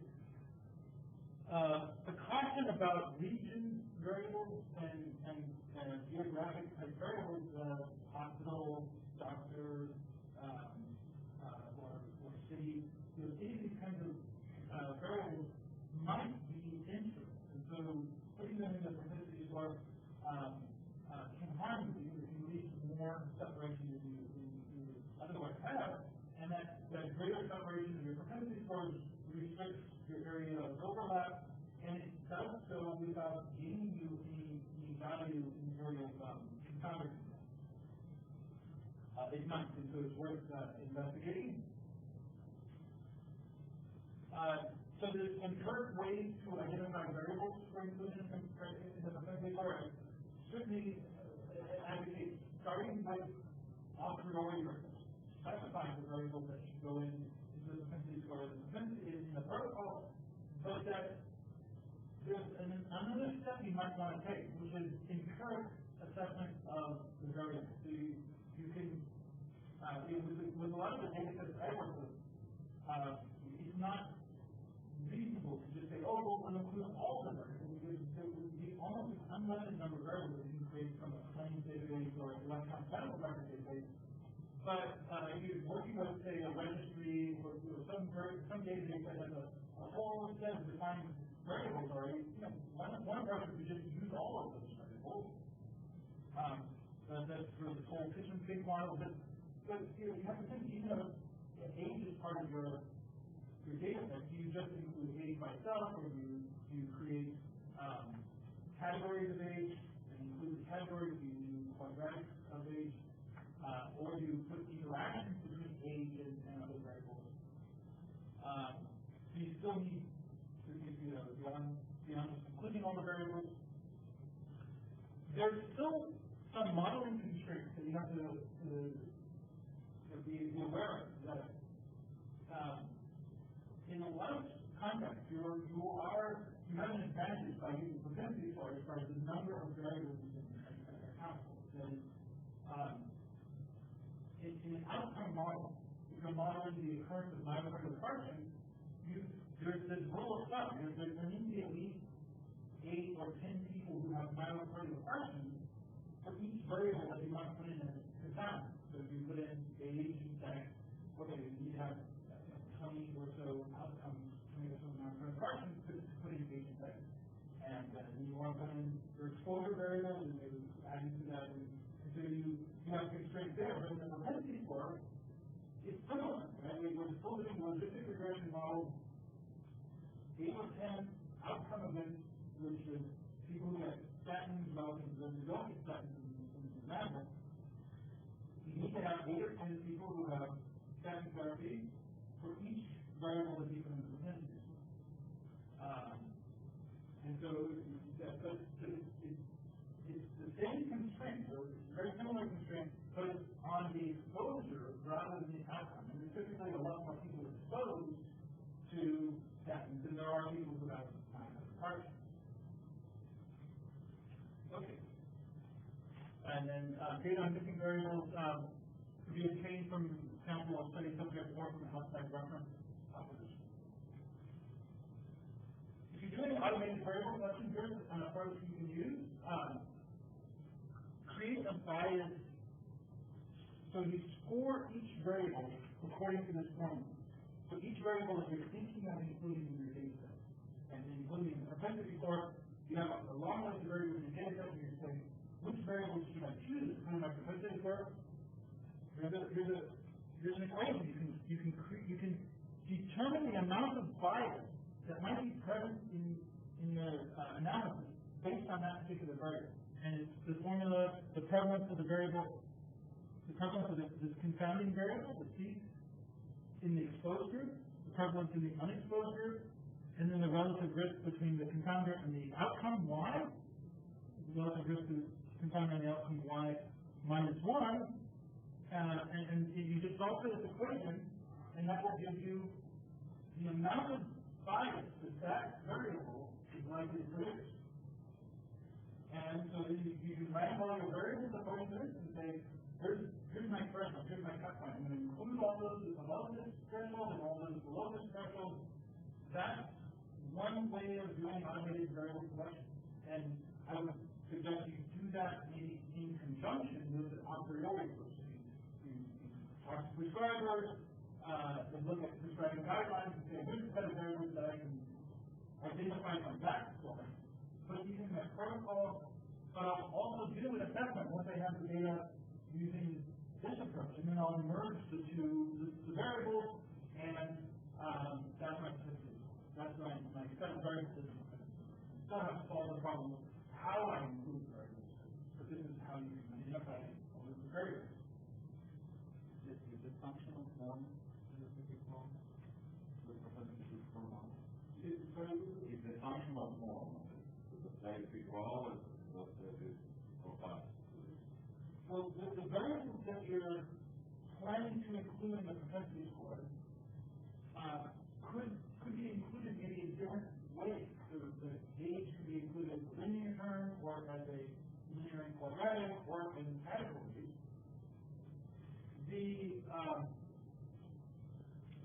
And that, I would say, putting in age as a single linear term is making an assumption about the association between age and getting the statins. And if you put in as a quadratic or a category, you may be able to better describe the association between age and starting statins, and that will have the effect of improving the balance And putting the right functional form for each of the variables will improve the balance that you get when you use the propensity score either in matching or modeling or weighting or stratification. So that you can measure how you incorporate the variables functional form. Is any specific to the overall balance? Yeah, I'll get to that. Hold on to this. It's leading to a part that I have in a few slides. Okay, so these are different ways of doing the propensity score. You can evaluate the propensity score model using the area under the curve or the receiver operating under the receiver operating characteristics curve, where the P specific, and this is the statistic that comes automatically out of SAS when you run the logistic regression. And there's an intuitive understanding of the P statistics, which is written on the slide, which is if you randomly select two individuals, one treated and one untreated, from your population, what's the percent of time you can distinguish who's the treated person and who's the untreated person based on your model? The model will give a score to each of those people and say, well, higher score is the treated one, lower score is the untreated one. Am I right? And the percent of time you're right, that's the area that is curved. And it ranges between 0.5 and 1. If your model is not doing anything, if you get treatment, then when you do that product training, right, you draw a treated person and untreated person, you can't get it out. So it's the same as flipping a coin, whereas if your model tells perfectly who gets treatment and who doesn't get treatment, that's the C-centric one, that's the range. And it's interesting, I've actually run logistic regression with the data, and I found a C-centric that was below 0.5. You know, the 0.48 or something, how does that happen? But it's actually, it is possible to get it, but it indicates there was an error. There's some problem in the data that has to decode some variables in the data. So if you do get something outside this range, go back to your data set. Don't trust it at that time. Okay, so here's the fact basis that we're starting with. Or at least when I did this study, this is what I was starting with. A range of large randomized controlled trials that show that statins have efficacy at preventing coronary heart disease in infants. There's the study 4S study in 1994, large scale. They randomized over 4,000 patients to treatment with simvastatin or placebo. So these are all placebo-controlled trials, and they follow patients over time for the occurrence of a range of different cardiovascular disease outcomes. They found the coronary heart disease incidence decreased 34% in the simvastatin group relative to placebo. They also had about 35% reduction in LDL. So this is a large-scale randomized trial. These are patients with pre-existing coronary heart disease and fairly high LDL. So these are high risk people who already have some cardiovascular disease, and it looks like simvastatin is good for those people, so preventing future events. And then these other trials basically expanded the population. Now we have in the bottom study people who do not have pre-existing coronary heart disease, so this is now a primary prevention, whereas 4S was secondary prevention. And we have the CARE study, which is again a secondary prevention study, but it was with people who are lower. People have pretty low LDL levels. And then you have abstract test, which was also primary prevention. And then the big study with had pre-existing coronary heart disease and low LDL. And then the heart protection study, where there was a mix of primary and secondary, but there was also fairly low LDL. So that across all of these studies, we see fairly consistent effects on coronary heart disease endpoints. Something in the 25 to 35% range is sort of what I would expect. So we did an observational study of patients who get statins compared to those who don't. What we see something in this range, 25 to 35% reduction in coronary heart disease incidence. That's what we set out to assess. We have data from Fallon. This is a Massachusetts health plan, over 200,000 members or around 200,000 members. But they have claims data on what claims data usually have. Enrollment, when people enter, when people leave, every outpatient visit that they have, every hospitalization that they have, pharmacy dispensing, the quantity and particular drugs, and laboratory tests, along with results. These are all outpatient laboratory tests. The hospital laboratory doesn't feed into the database. It's only outpatient laboratory results. So we requested from Fallon all patients who had LDL level above 130 across the time frame that we did the study from the beginning of 1994 through the end of 1998. And it's somewhere between 33 and 35,000 members at any cross-section. So I have this large longitudinal data set. This schematic is how I impose structure on it. This is not the only way to do that. This is just my approach to imposing structure on this.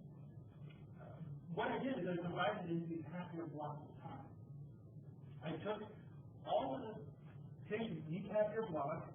I required a baseline year, which is the trick of working with claims data, because you don't know a patient's characteristics on any day unless you have some history of the patient in the database. And so to build covariates, diabetes, and hypertension, and various other characteristics, you have to look for previous claims, and that's what we use as baseline year for. And then we applied some additional criteria. So within a block of time, people have different office visits, or they might have some office visits or none. So we required that they have at least one office visit with a physician. That was a requirement for entry to the study. They had to have what I consider active lipid measures, LDL, HDL, triglycerides.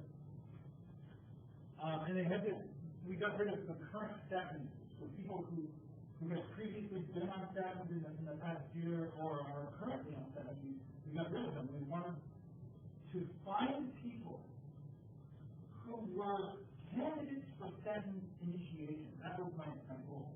And the way I did it, so the concept that I was trying to build into the study was you have a doctor's office visit when you have active, which is measurement in the past 6 months, lipid levels. And I was reasoning that it would be reasonable to have a discussion with the physician in that office about should you start statin or not. And that was how I thought of the comparison group. So it was easy to identify statin issues, right? They're the ones who get prescriptions for the statin, and they fill it in the pharmacy, they have some statin available. But how do you find the people who did not initiate the statin? Right? That was the real challenge. So this is what I was saying before, is that the comparison of two active treatment groups is almost always better than a comparison of active treatment and non-treatment. And to get this active treatment and non-treatment, what you want to try to identify is something that establishes candidates. And that's what this office visit with a physician where you have active LDL to show triglyceride levels, that was my aim. I also, though, this is the other value of dividing the database by the blocks of half your time. I'm saying I'm only going to look within the half your block to see did you initiate a statin or not. And if you did not in that half your block, I'm going to put you in one group. And if you did, I'm going to put you into the second. Because what I'm trying to avoid was a situation where a person goes through all this time and gets to the end and says, oh, you got to the end and you did not receive the statin, therefore you're in the comparison. because that would be a flaw. That's immoral time, right? You have to survive all this time and then not be on a statin to be in the comparison group. And so, and I've seen studies done that way, where they have the treated group are people who get whatever active treatment it is, and the comparison group are people who make it all the way to the end and did not receive active treatment. So if you do that, you're starting from a flawed position. The propensity score won't solve that problem. You need to somehow find a way to identify the candidate, and in the short time within identifying the candidates for treatment, identify who got one treatment and who got a comparison. And then you can do this kind of untreated group in active in an observation. But generally, you do a lot of work to try to find this untreated group. Actually, typically better just to say, let's get two active groups and then you don't have this problem.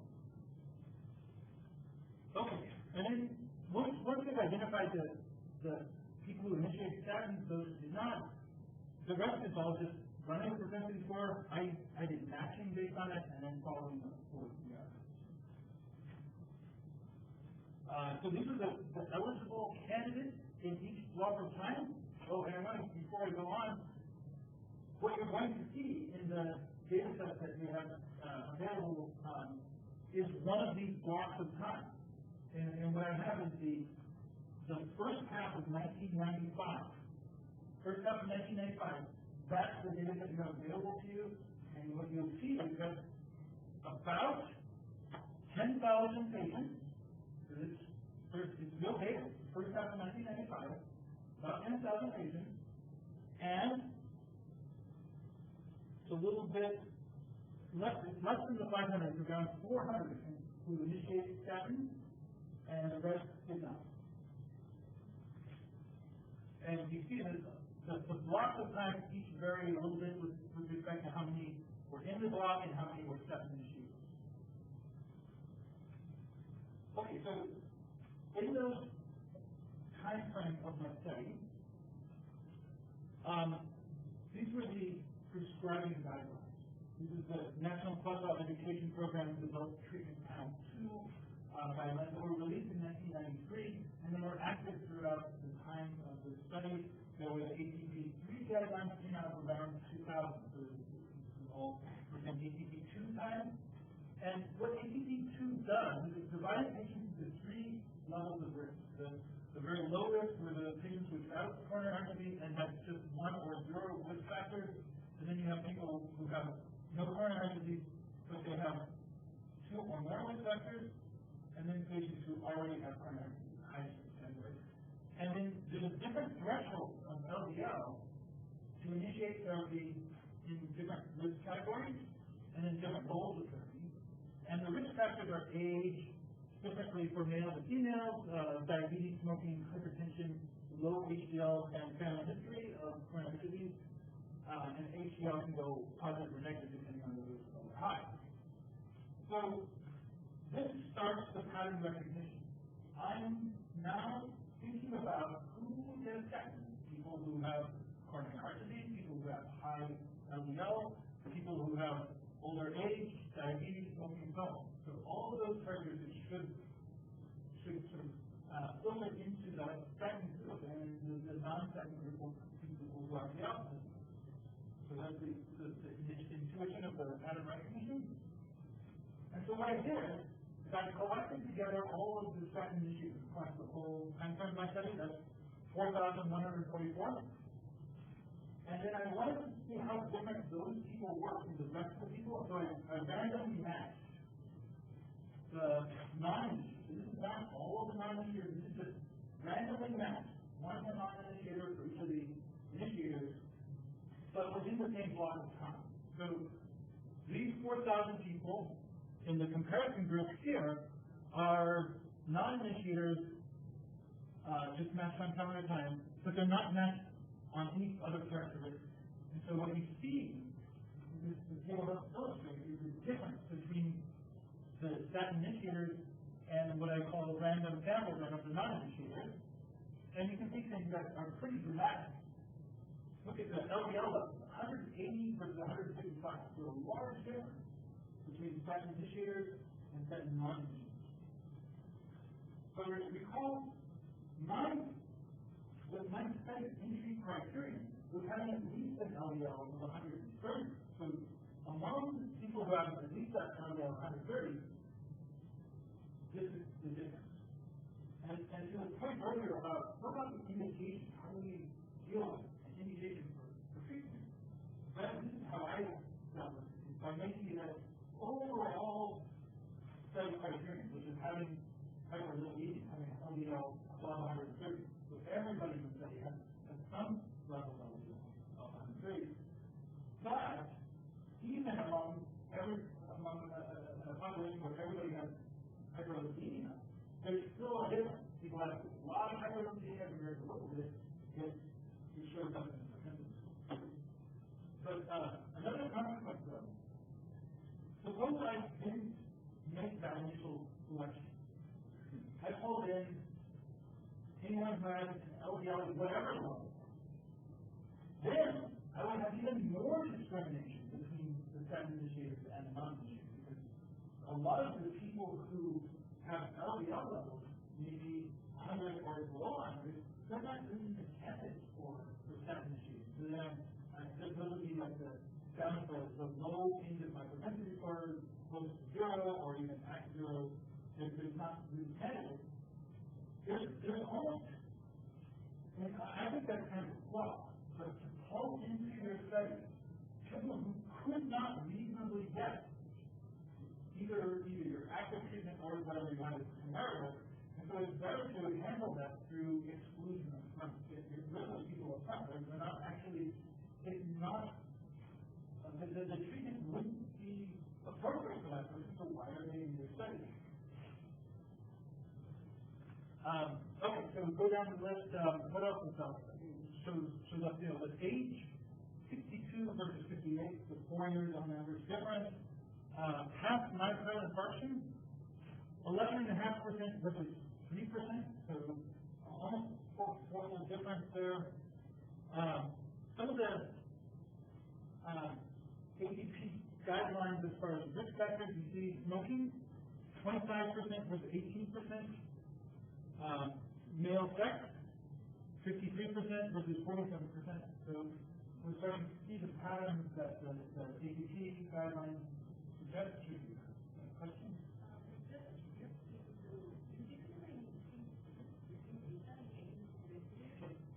Yeah, so missing data is always a sort of a problem.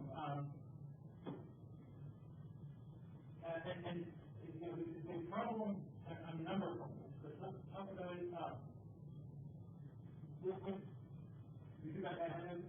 Through my selection, by requiring people had LDL, HDL, triglycerides in the past 6 months, I removed people from my study who did not have LDL, HDL, triglycerides in the past 6 months. Either those people who didn't have the test done, or those people who had the test done just the result was missing. They're out. And so, that was a decision I made early on. So those exclude anyone who I don't see their LDL, HDL, triglycerides in 6 months before initiating treatment. And it was an opportunity for people who run Lilly's clinic and kind of say, when would you prescribe, what would you need to prescribe a statin? That was at that time, they say, well, we sort of recent LDL levels and that sort of thing. So I didn't know what to do with the person who I saw actually got a statin, but they did not have recent LDL, HDL, triglyceride levels. I said, what do we do with that? I don't have matched up or not. So I just excluded them. So yeah. So typically the good idea is how many people do it. Smoking is a big so usually the kind of database, there's got in front of the national data is like maybe the patient who have information or So, smoking is an interesting example because you're right. The claim database is typically not well recorded in the claim database. It's not an element that leads to reimbursement typically, so you don't see a lot of diagnoses of smoking showing up. There is an ICD-9 code for smoking. It just doesn't use very much. But in this particular database, at this particular time, it seems to have been used pretty well. But yeah, it probably is undercoded by some amount, but it's so the way we defined this variable was if you have a smoking diagnosis, you get 1. If you don't have one, you get 0. So we were mixing together in our 0 group those people in whom it was evaluated and just not noted, and also those in whom it was not evaluated at all. But that's a decision you have to make in the reason to do this. Some data sources, I know CPRD has different categories of smoking, and if you use, I also use the electronic health record database that has different categories of former, recent, past, and the non, but then they also have a lot of methods, and you have to figure out, okay, what do we do with them? But yeah, all of these variables were defined either as the presence or absence of the lab, or the presence of the laboratory results, or yes, no in the case of diagnosis. And yes, if it was recorded, there's no need to not. Okay, so if you follow these 4,000 people up, the people that were sort of randomly matched for microinfarction, you see something sort of surprising, which is the statin initiators acquire myocardial more quickly than the non-initiators. And at about twice the rate, the incidence rate is twice as high in the statin initiation group. So it looks like statin initiation is a marker for doubling your risk of myocardial infarction. And this is in the face of all the randomized trials that they don't statin should be beneficial. So what this means is that the selection that the prescriber of statins through is actually finding higher risk patients for myocardial infarction. And that selection is completely overwhelming the beneficial pharmacological effects that the statins might have. So that, you know, if you had that selection without the statins, this would be even larger difference. But this is the magnitude of confounding by communication that the statins are producing. And so this is what we want to try to address. So we build a propensity score within each of the blocks of time using logistic regression. We output propensity scores, and we'll use those propensity scores. This is the DAX code for running propensity scores, just logistic descending, really simple SAS code. It'll output predicted values for your initiation of statin, and then it has an index those because initiators were people at long times in 1995, the first half of 1995. You'll get typical SAS outputs for propensity score that will give you the estimates for each of the variables. I would encourage you looking at these estimates is to see certain expected things, like male sex. Right, we thought in table 1 that there was more males getting statins than not. So in the female getting statins, there should be a higher percentage in statins of males in statin groups. And what that means is that there should be a positive coefficient associated with being male. And sure enough, the males have an estimate of 0.38. And similarly, you go down the list, other variables are sort of in the direction you expect. Like here's diabetes, 0.4, so it's a positive coefficient for diabetes. So all of the positive risk factors are positive, and negative risk factors are negative. And you have to be careful interpreting this because these are not one variable at a time. This is the effect of male accounting for all these other variables in this model, but you still see some of the effects in the expected directions. Okay. So remember, this is my hypothetical distribution of the propensity scores. This is what the actual data looks like. So any treatment comparison that you do propensity scores, you'll get some different looking distribution. You always want to assess how much overlap there is in the distribution. There looks like a lot of overlap, so this is good. The other thing that you want to look for in these kinds of distributions is bimodal distributions. Because what bimodal distribution tend to be?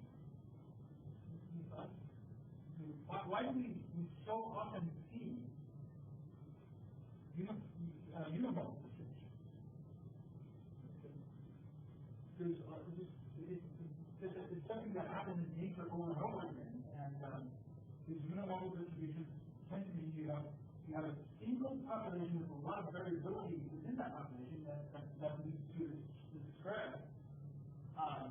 When you see a bimodal distribution, that's often a hint that you actually have two different populations that are not, so it's not a homogeneous population here, it's somewhat heterogeneous, and those two subpopulations may have different distributions of the propensity score. And that will show up as bimodal distribution or trimodal in this kind of, I think of these distributions as one of the first diagnostic tests that I'm doing on that propensity score.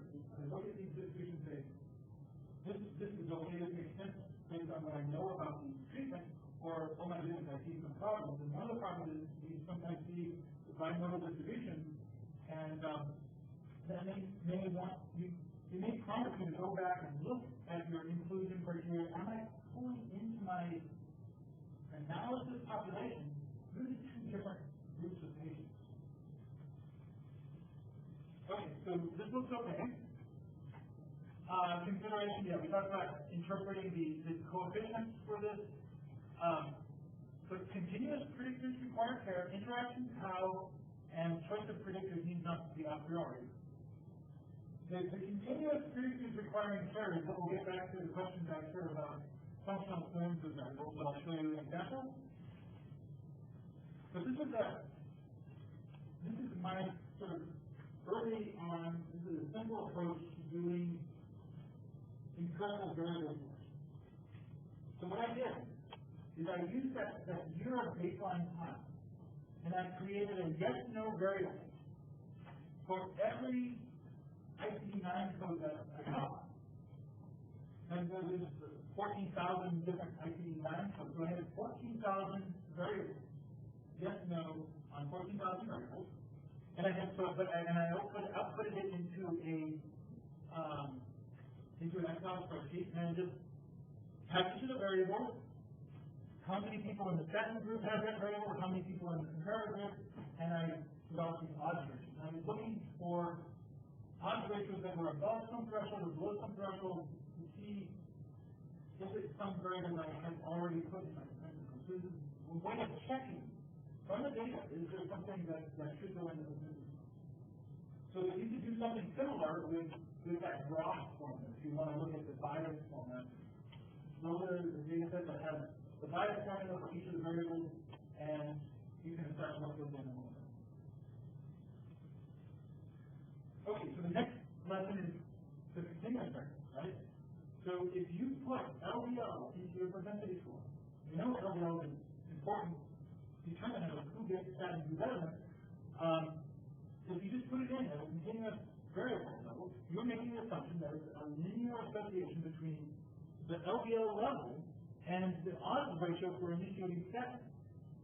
And what this is data is showing you is not a linear association. It's curvilinear. There's an increasing and progressively increasing odds of initiating statin the higher your LDL goes. And so, as far as diagnostics, how do you assess this? The way I found out about it is I first ran the propensity score, putting LDL into it as a single linear term. I had my table 1 before matching, which we thought was a big difference in LDL levels, and then I had the table 1 after matching, and I expected that difference to disappear. And there was still a difference in LDL level. So what was happening is I built a misspecified propensity score model, and when I ran that and did my mapping on it, I ended up with not such good balance on LDL. It turned out it was visible from me. I could see that there was not a good balance on LDL. So I went back and redid my LDL as a linear term with a quadratic, and problem was solved. And then when I matched on the propensity score, there was no appreciable difference. So that's, with the propensity score, you don't have to get it right the first time. You can be an iterative process. You build it, you do some assessment through looking at your table 1, and then there's some other balance measures to look at. So, with the LDL, I didn't need any balance measures. I didn't look at the table, and it was clear to me that I didn't have very good balance. But there are these balance measures.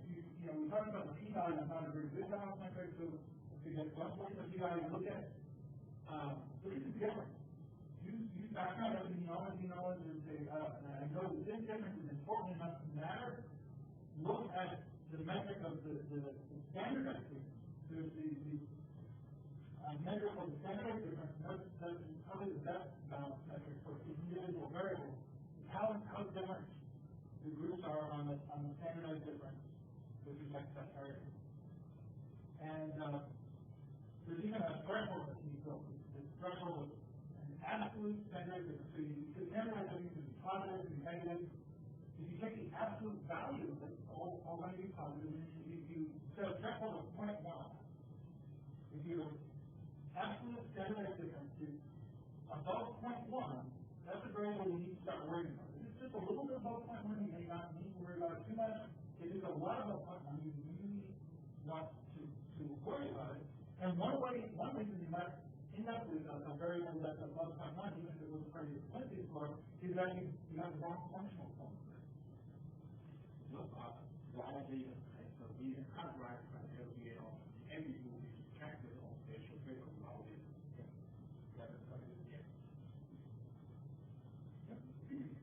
And then, so with age, although this time it's a different direction that it goes. Yeah, when I thought that was wow, we thought that age, that older people get statins, but it turns out that older people get statins up to a point, and then they get less. They're less likely. This has been described in other literature, but it's something that was present in this data. And so I similarly put age in as a quadratic and solve the problem. Now this one is not a, so the other one that had all the categories of that variable. Now this is that variable just across the different blocks of time. And when I say that variable, what I'm referring to is this non-statin lipid lowering therapy. So non-statin lipid lowering therapy are fibrate or bioactive sequestration. So people, and this is reflecting evolution of practice. In the early half years of the study, the practice was start with bioactive sequestration and then go to statins. In the later part of the study, statins were the ones you start with. And then just medical practice evolved over this time. There were all these randomized trials coming out that showed statins were very effective, or the efficacy of preventing the cardiovascular endpoint. But also, there was this recognition that patients had a hard time tolerating the biological sequestration. They didn't have a lot of problems with the statins. So there's a patient selection based on that happens, changed over time. So this is evolution of practice. And this half-year blocks of time structure that I imposed on the data helps illustrate this and automatically accounted for it. Because I was modeling the propensity score independently in each of those factor blocks of time. And so that I was applying the correct covariate, so the correct coefficient for non-statin lipid-lowering therapy in the early part of the time and then the correct one later. But if you have this whole data set, as I did, and you just ran one propensity score across your whole time frame, you might not even realize that non-statin lipid-lowering therapy was a risk factor or a changing risk factor. Because you would end up with something maybe pretty close to 1, and you say, oh, this variable is unimportant. But what you're missing is the fact that it was important early in one way and important late in a different way. And if that variable was also a predictor of the outcome, then that could still confound your study. So calendar time, I had a study that went across quite a few years, and so that it was really important for me to address calendar time. In the revascularization study that we looked at earlier, they had a 4-year time frame, and so there's less opportunity for things to change. But I would expect something to change with that 4-year time in that study. But this is the one variable. So I looked at all the variables that I had in my propensity score, over 50 variables across these blocks. This is the one variable that changed really in a dramatic and noticeable way. All the other ones, bounced up and down. Some things have trended one way or the other, but there were no other variables that completely changed direction the way this one did. But that's just what is running out. There's always a possibility when you're working with the data that something could have changed over time in a way that matters. So it's worth checking.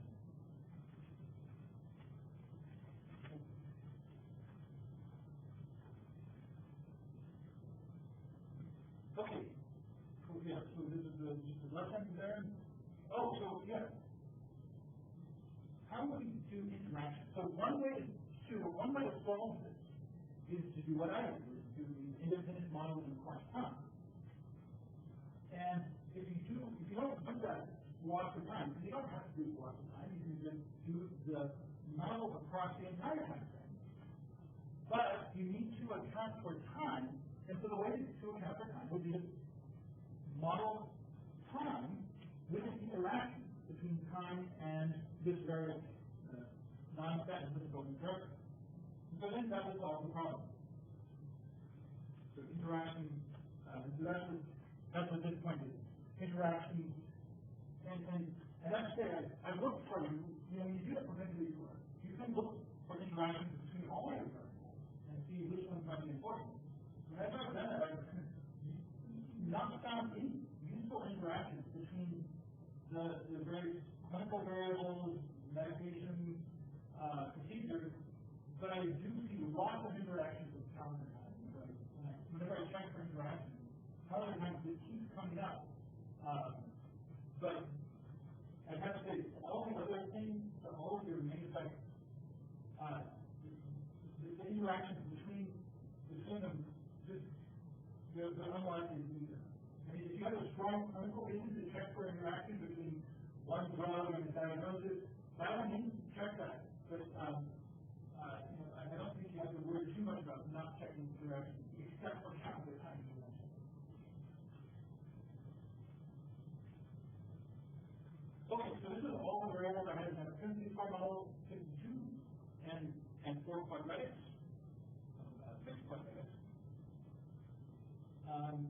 And so then within each block, it's matching, and after matching, I ran my propensity score distributions, they largely were on top of one another. Okay, then back to our table 1, before matching, after matching is here. And so what I've done, I matched within 0.01 caliper of the propensity score, and this is done across all the blocks. I dropped people who didn't match.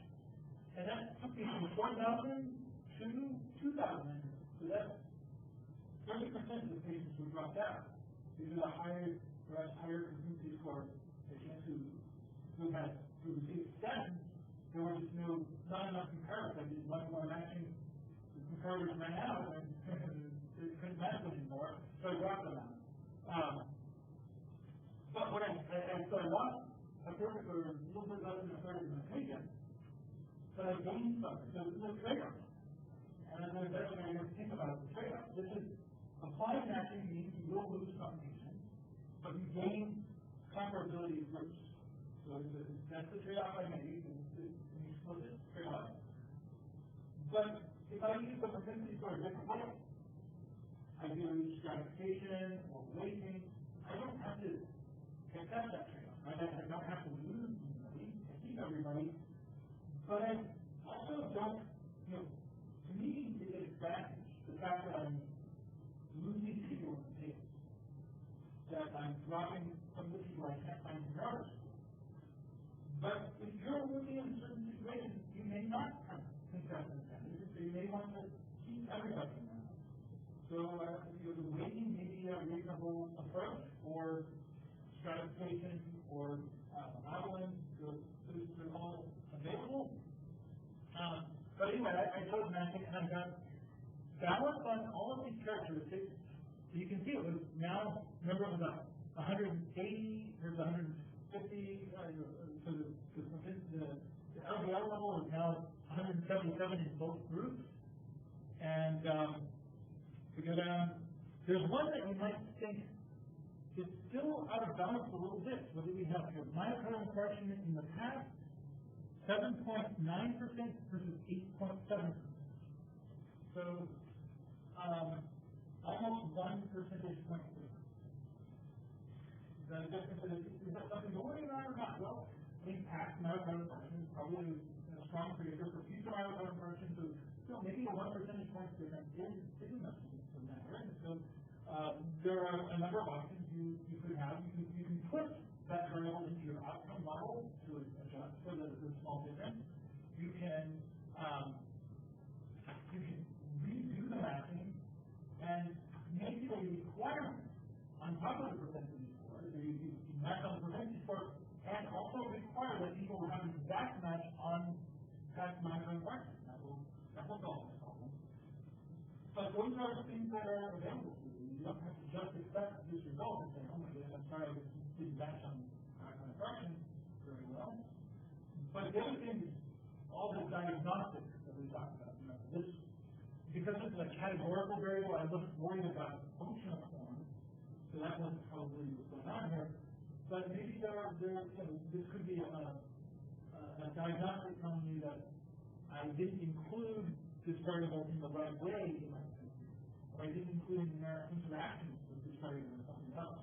There's all these possibilities that could lead to a difference that we've seen in the table. Age until you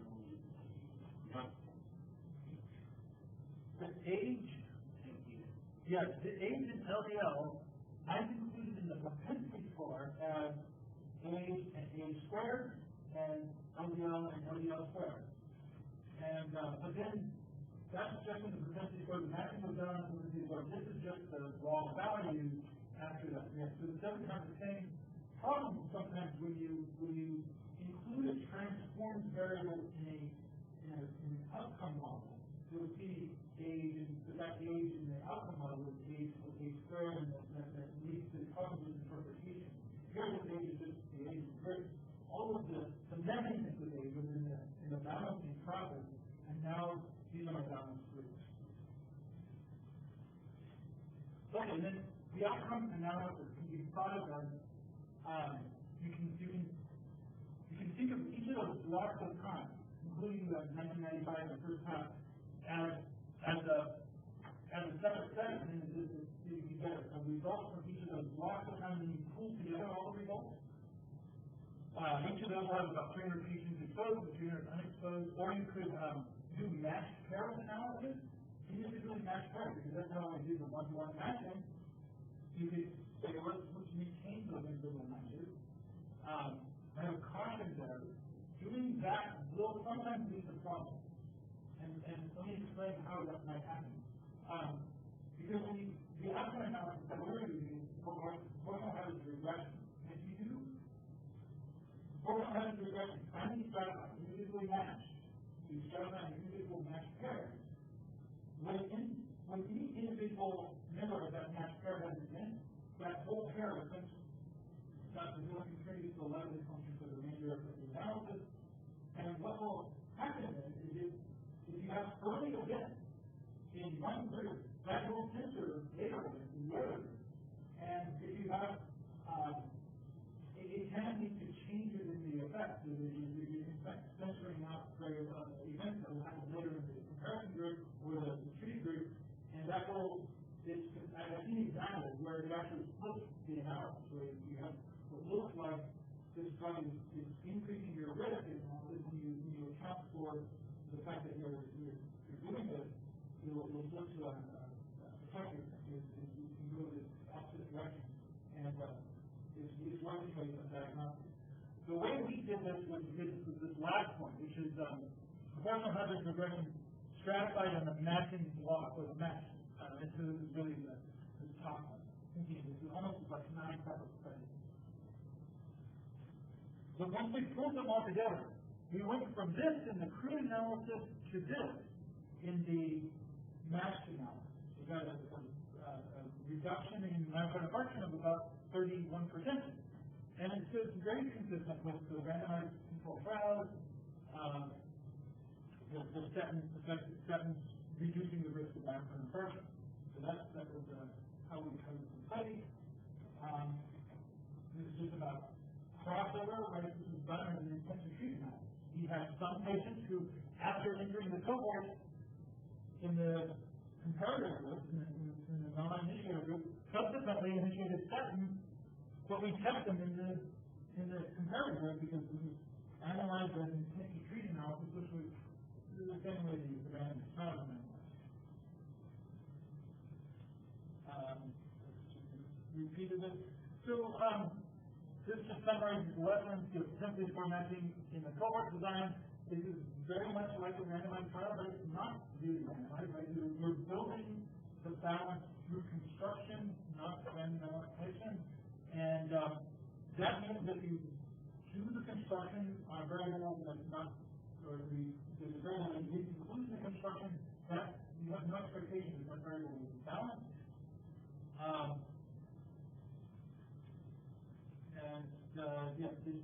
This block approach is useful if you're doing periodic reporting of data as being accrued, and it's also useful if you're to account for changes in practice over time. There's not much you can do about unmeasured confounding, sensitivity analysis, supplemental data collection.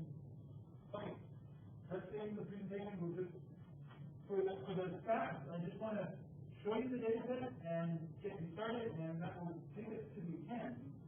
Because I'm going to show you the propensity score, and it's really like I said, the process of running a propensity score analysis is trivial. It's really all the thought process behind it that's important, and that's hopefully what I spent most of the time talking about. Okay, let's see if we can get the stats up. Okay.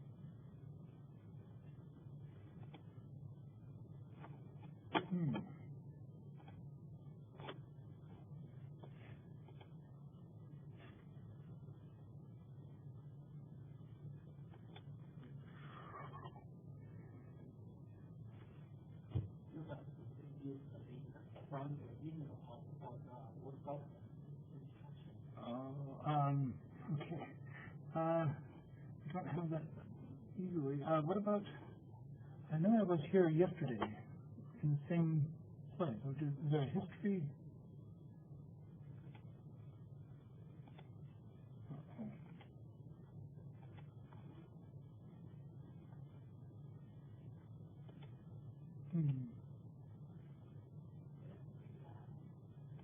To see that? Which?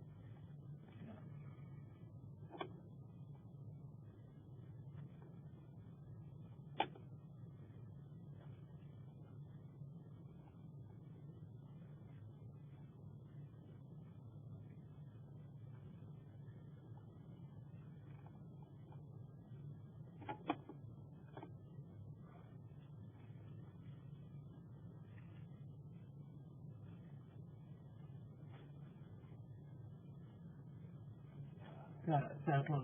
That's the one. Okay. Thank you.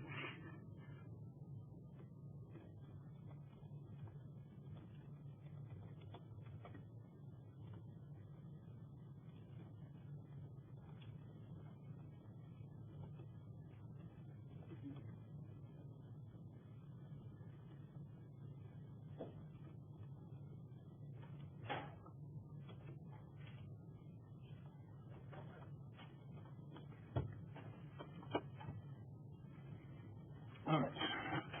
Okay, so do you all have access to this SAS studio? Okay, so if you go to the John Seeger subfolder, you'll see the data set, which is this one, the PS_stat SAS7db data. And the program that will access it for running descriptive, so you learn about the data set, is this one. The one that's called PS_disk1 SAS. And if you bring it up, and so this is where I work at Optum, we have teams, and so I head up the epidemiology group. But I actually have, I used to do a lot of SAS programming, but I haven't done SAS programming in years. I work with teams of professional SAS programmers, and so I had help with my SAS programming by Robin Clifford, who helped write this program. But anyway, it will identify the data set and read it in and do some descriptive on it. Let's run this.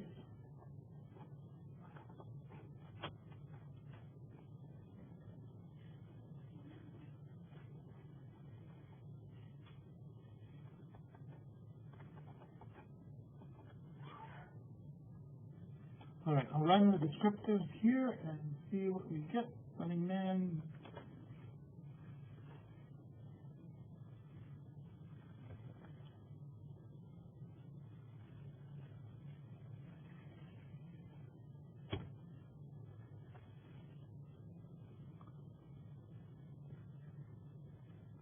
No error. This is, oh, wait, there is an error. Oh, several errors. Oh, we'll see what happens. It looks like everything's running other than that. Okay. Output data. Oh, it's still coming. Oh, yeah. So behind the scenes, there's a bunch of tables that are being created. They'll show up in a moment.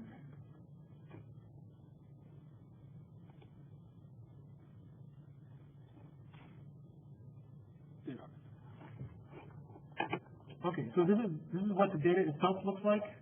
A set of variables, each for an individual. There's you can see over here someplace there's an ID. Oh yeah. Yeah. Oh, lots of variables. Okay, let's check the log and make sure everything ran. Yeah. So there are 10,067 observations in this data set. And let's see. The source data is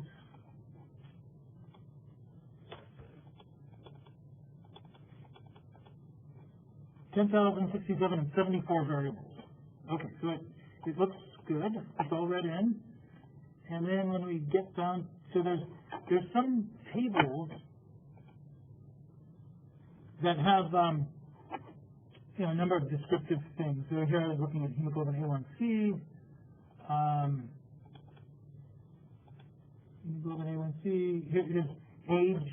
Show the distribution of age and age groups. Categories of hemoglobin A1C. What else do we have? So a lot of this you can just play around with, become familiar with the data set. Is worth doing when you're doing propensity score analysis. And let's go down to where. Oh, here's a big table of values, the output of all variables, statin users versus non-users. So this is how you can create a table 1. Shows you each of the variables, how many and what percent it is in the statin group, the percent in the non-statin group. And so you can use that information in table 1. Some description of the variables excluded from P-score inclusion. So this is I had some process for selecting the variables. What do we get down to?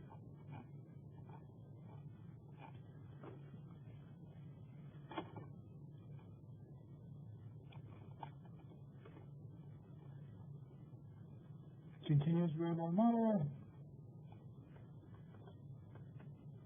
All right, lots of. So there's another point is when you have a lot of variables in a propensity score, some of them might be highly correlated with one another. In the propensity score, it's okay. You can have high correlation. You don't have to worry about interpreting those variables. But at the same point, because you have limited numbers of variables that you might want to include in your propensity score, why put in 2 variables that are highly correlated with one another? So I often go through an exercise of identifying high correlations. It's correlations of 0.8 or 0.9 or higher. I don't worry about the 50% correlation or any of that sort of thing. So I just run a correlation matrix of all the variables, and I look for anything above 0.9, or you can do it more systematically, find anything above 0.8 or 0.9. Anyway, they all are below those thresholds. Okay.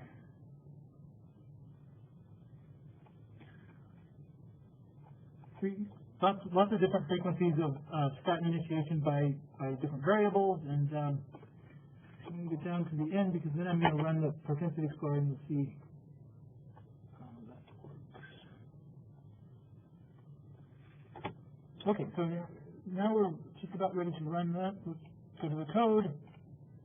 Okay, so let's look at this. This is ProcPHReg using the data set, and here this is identifying myocardial infarctions in the statin, the only variable in my model. This is basically this is a crude analysis. And what you see, look at this, hazard ratio is 2.04. So that's what we saw overall. In this block of time, it looks like statins are doubling your risk of myocardial infarction. But this is a crude analysis. I haven't accounted for anything yet.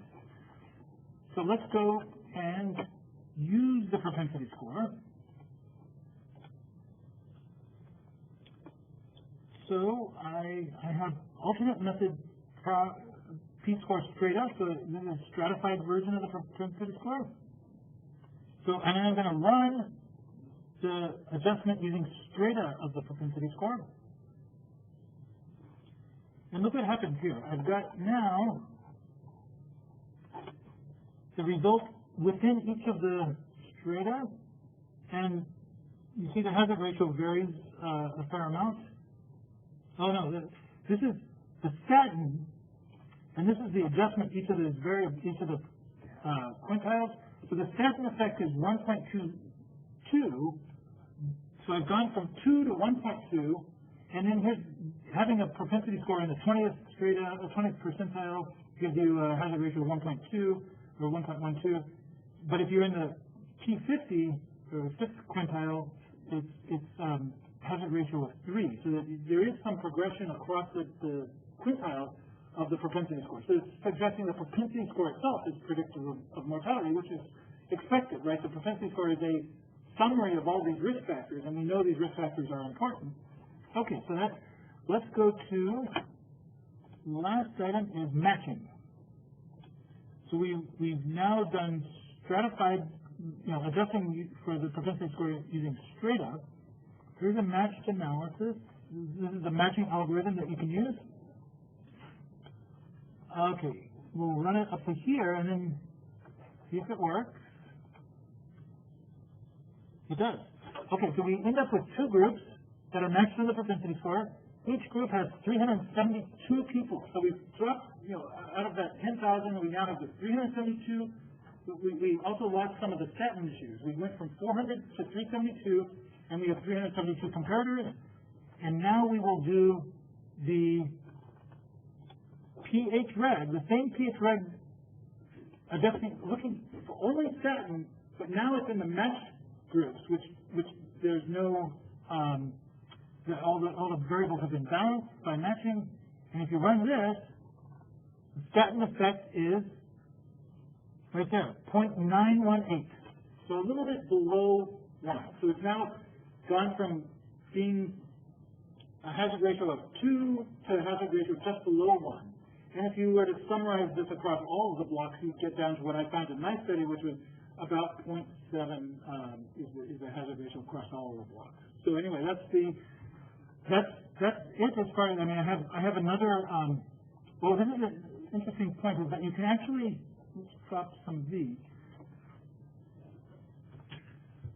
Now that you have your matched cohorts, you can run them and put back in some of those variables that are in the propensity score. And so now we can see in our matched group, the effect of statin is still about the same. The hazard ratio is 0.899, so it's basically 0.9 still. But now we see the effect of male. It's a hazard ratio of 1.16. Smoking has a ratio of 2.9. Obesity, 0.885. So you can see the effect of other variables if you want to look at them in the same model in the matched cohorts. And then what I have, there are other algorithms for doing matching, and so that's what some of these other codes help identify. If you want to do other matching algorithms, there's a range of different matching algorithms. There's these different ways of doing it. You can set a fixed caliper, you can have variable calipers, and you can have metric matching or nearest neighbor matching. And probably I would recommend that's the best way to go, nearest neighbor matching. But those are available to you. So we end up with a 397. More matches doing it this way. And the code, when we run the pH reg for this version of matching, we get different results. Not much different. 0.888, almost 0.9 still. So the different matching algorithms didn't give me much difference as far as the results. Okay, I think that is it. I have on here. There's a number of other. There's a program for looking at the standardized difference. So if you want to run it on your own, you can do that. Okay. All right, I think that's the end. Thank you all very much. All right.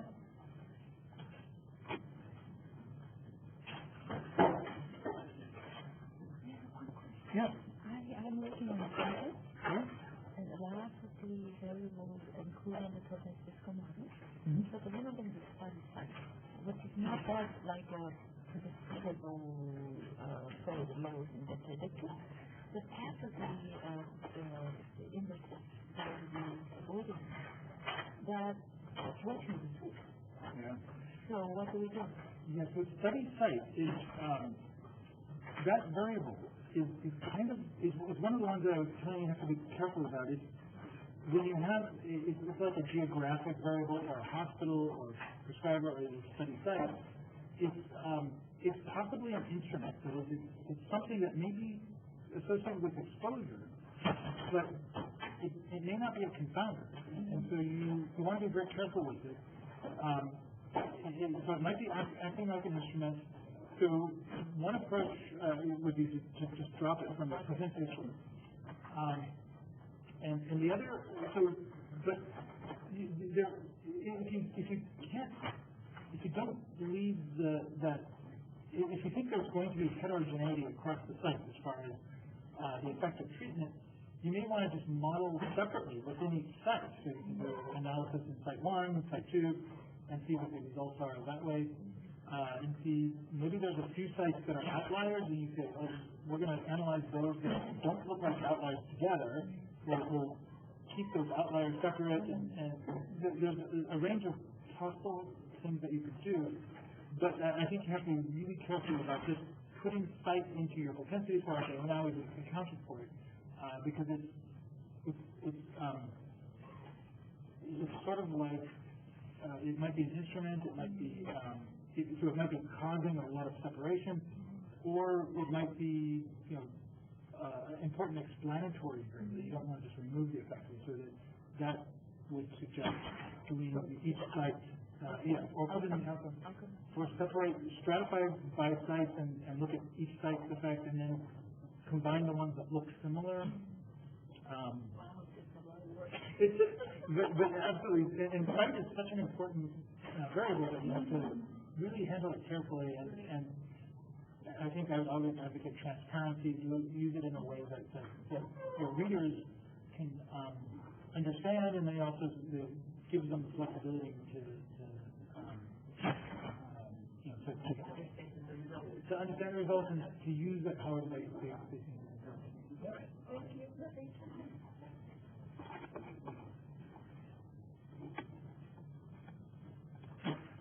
Hello. How are you?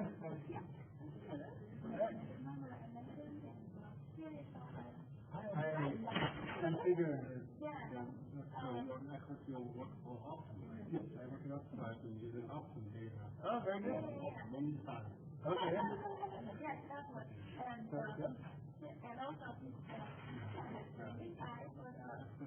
for my score, everything, so you definitely use a lot of this method. So we have some help with the organization and the group considers the statistic program in September. Real world data.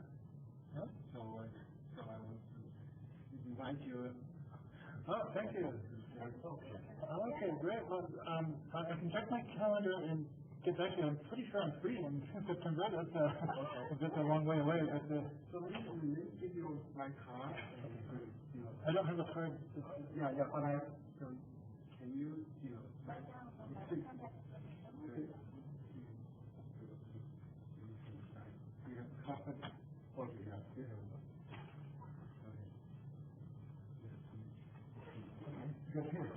Sometimes I carry somebody else's card.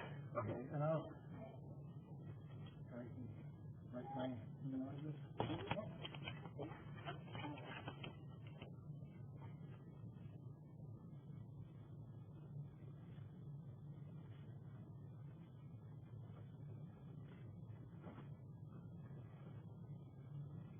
So you're located at Boston right now?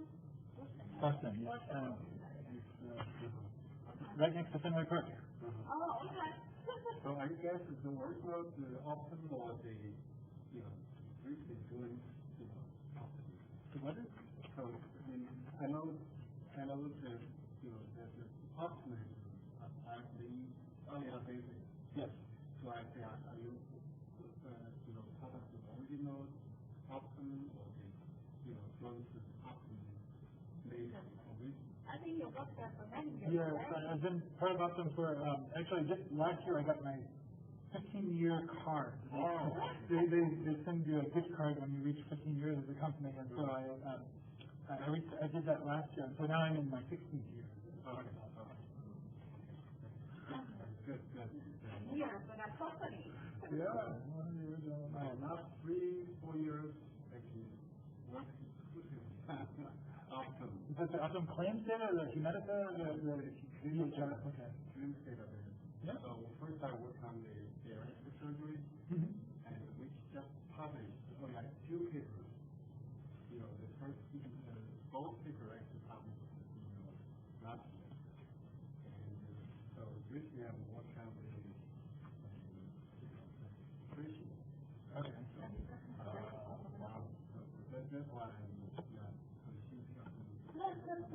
Yeah. I actually would get some results for you. We switch data interface and we will get some. Okay? So maybe you guys can come up later about I'd be happy to see that. You just have to double check that I don't have any conflicts with that standard. Okay. I was thinking, I want to send you some, because GMG is part of the big structure for that conference. Okay. And so yesterday I got no, so we have opportunity to more presentation. Okay, great. Yeah. Real world evidence, so anything about Oh, okay. So, yeah, it could be, right, using propensity scores or using other, I have a lot of experience using the data itself, and so I have some examples from the data. oh, that's great. Yeah. Like today, I mean, this workshop will have a lot of methodology, so yeah. Yeah, sure. All right. Well, thank you for introducing us. Yeah, nice to meet you. Yeah.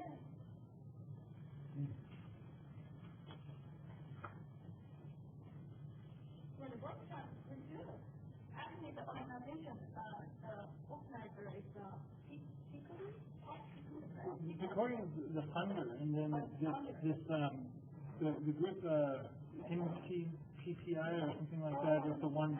They're the organizer, but they received a grant from Corey to do it. Yeah, no wonder, because all the lectures seem very young, but they're very focused on each of the different methods. I think it's very good. Yeah. Okay. And the $20, that's the worth it. Oh, yeah, it was very inexpensive.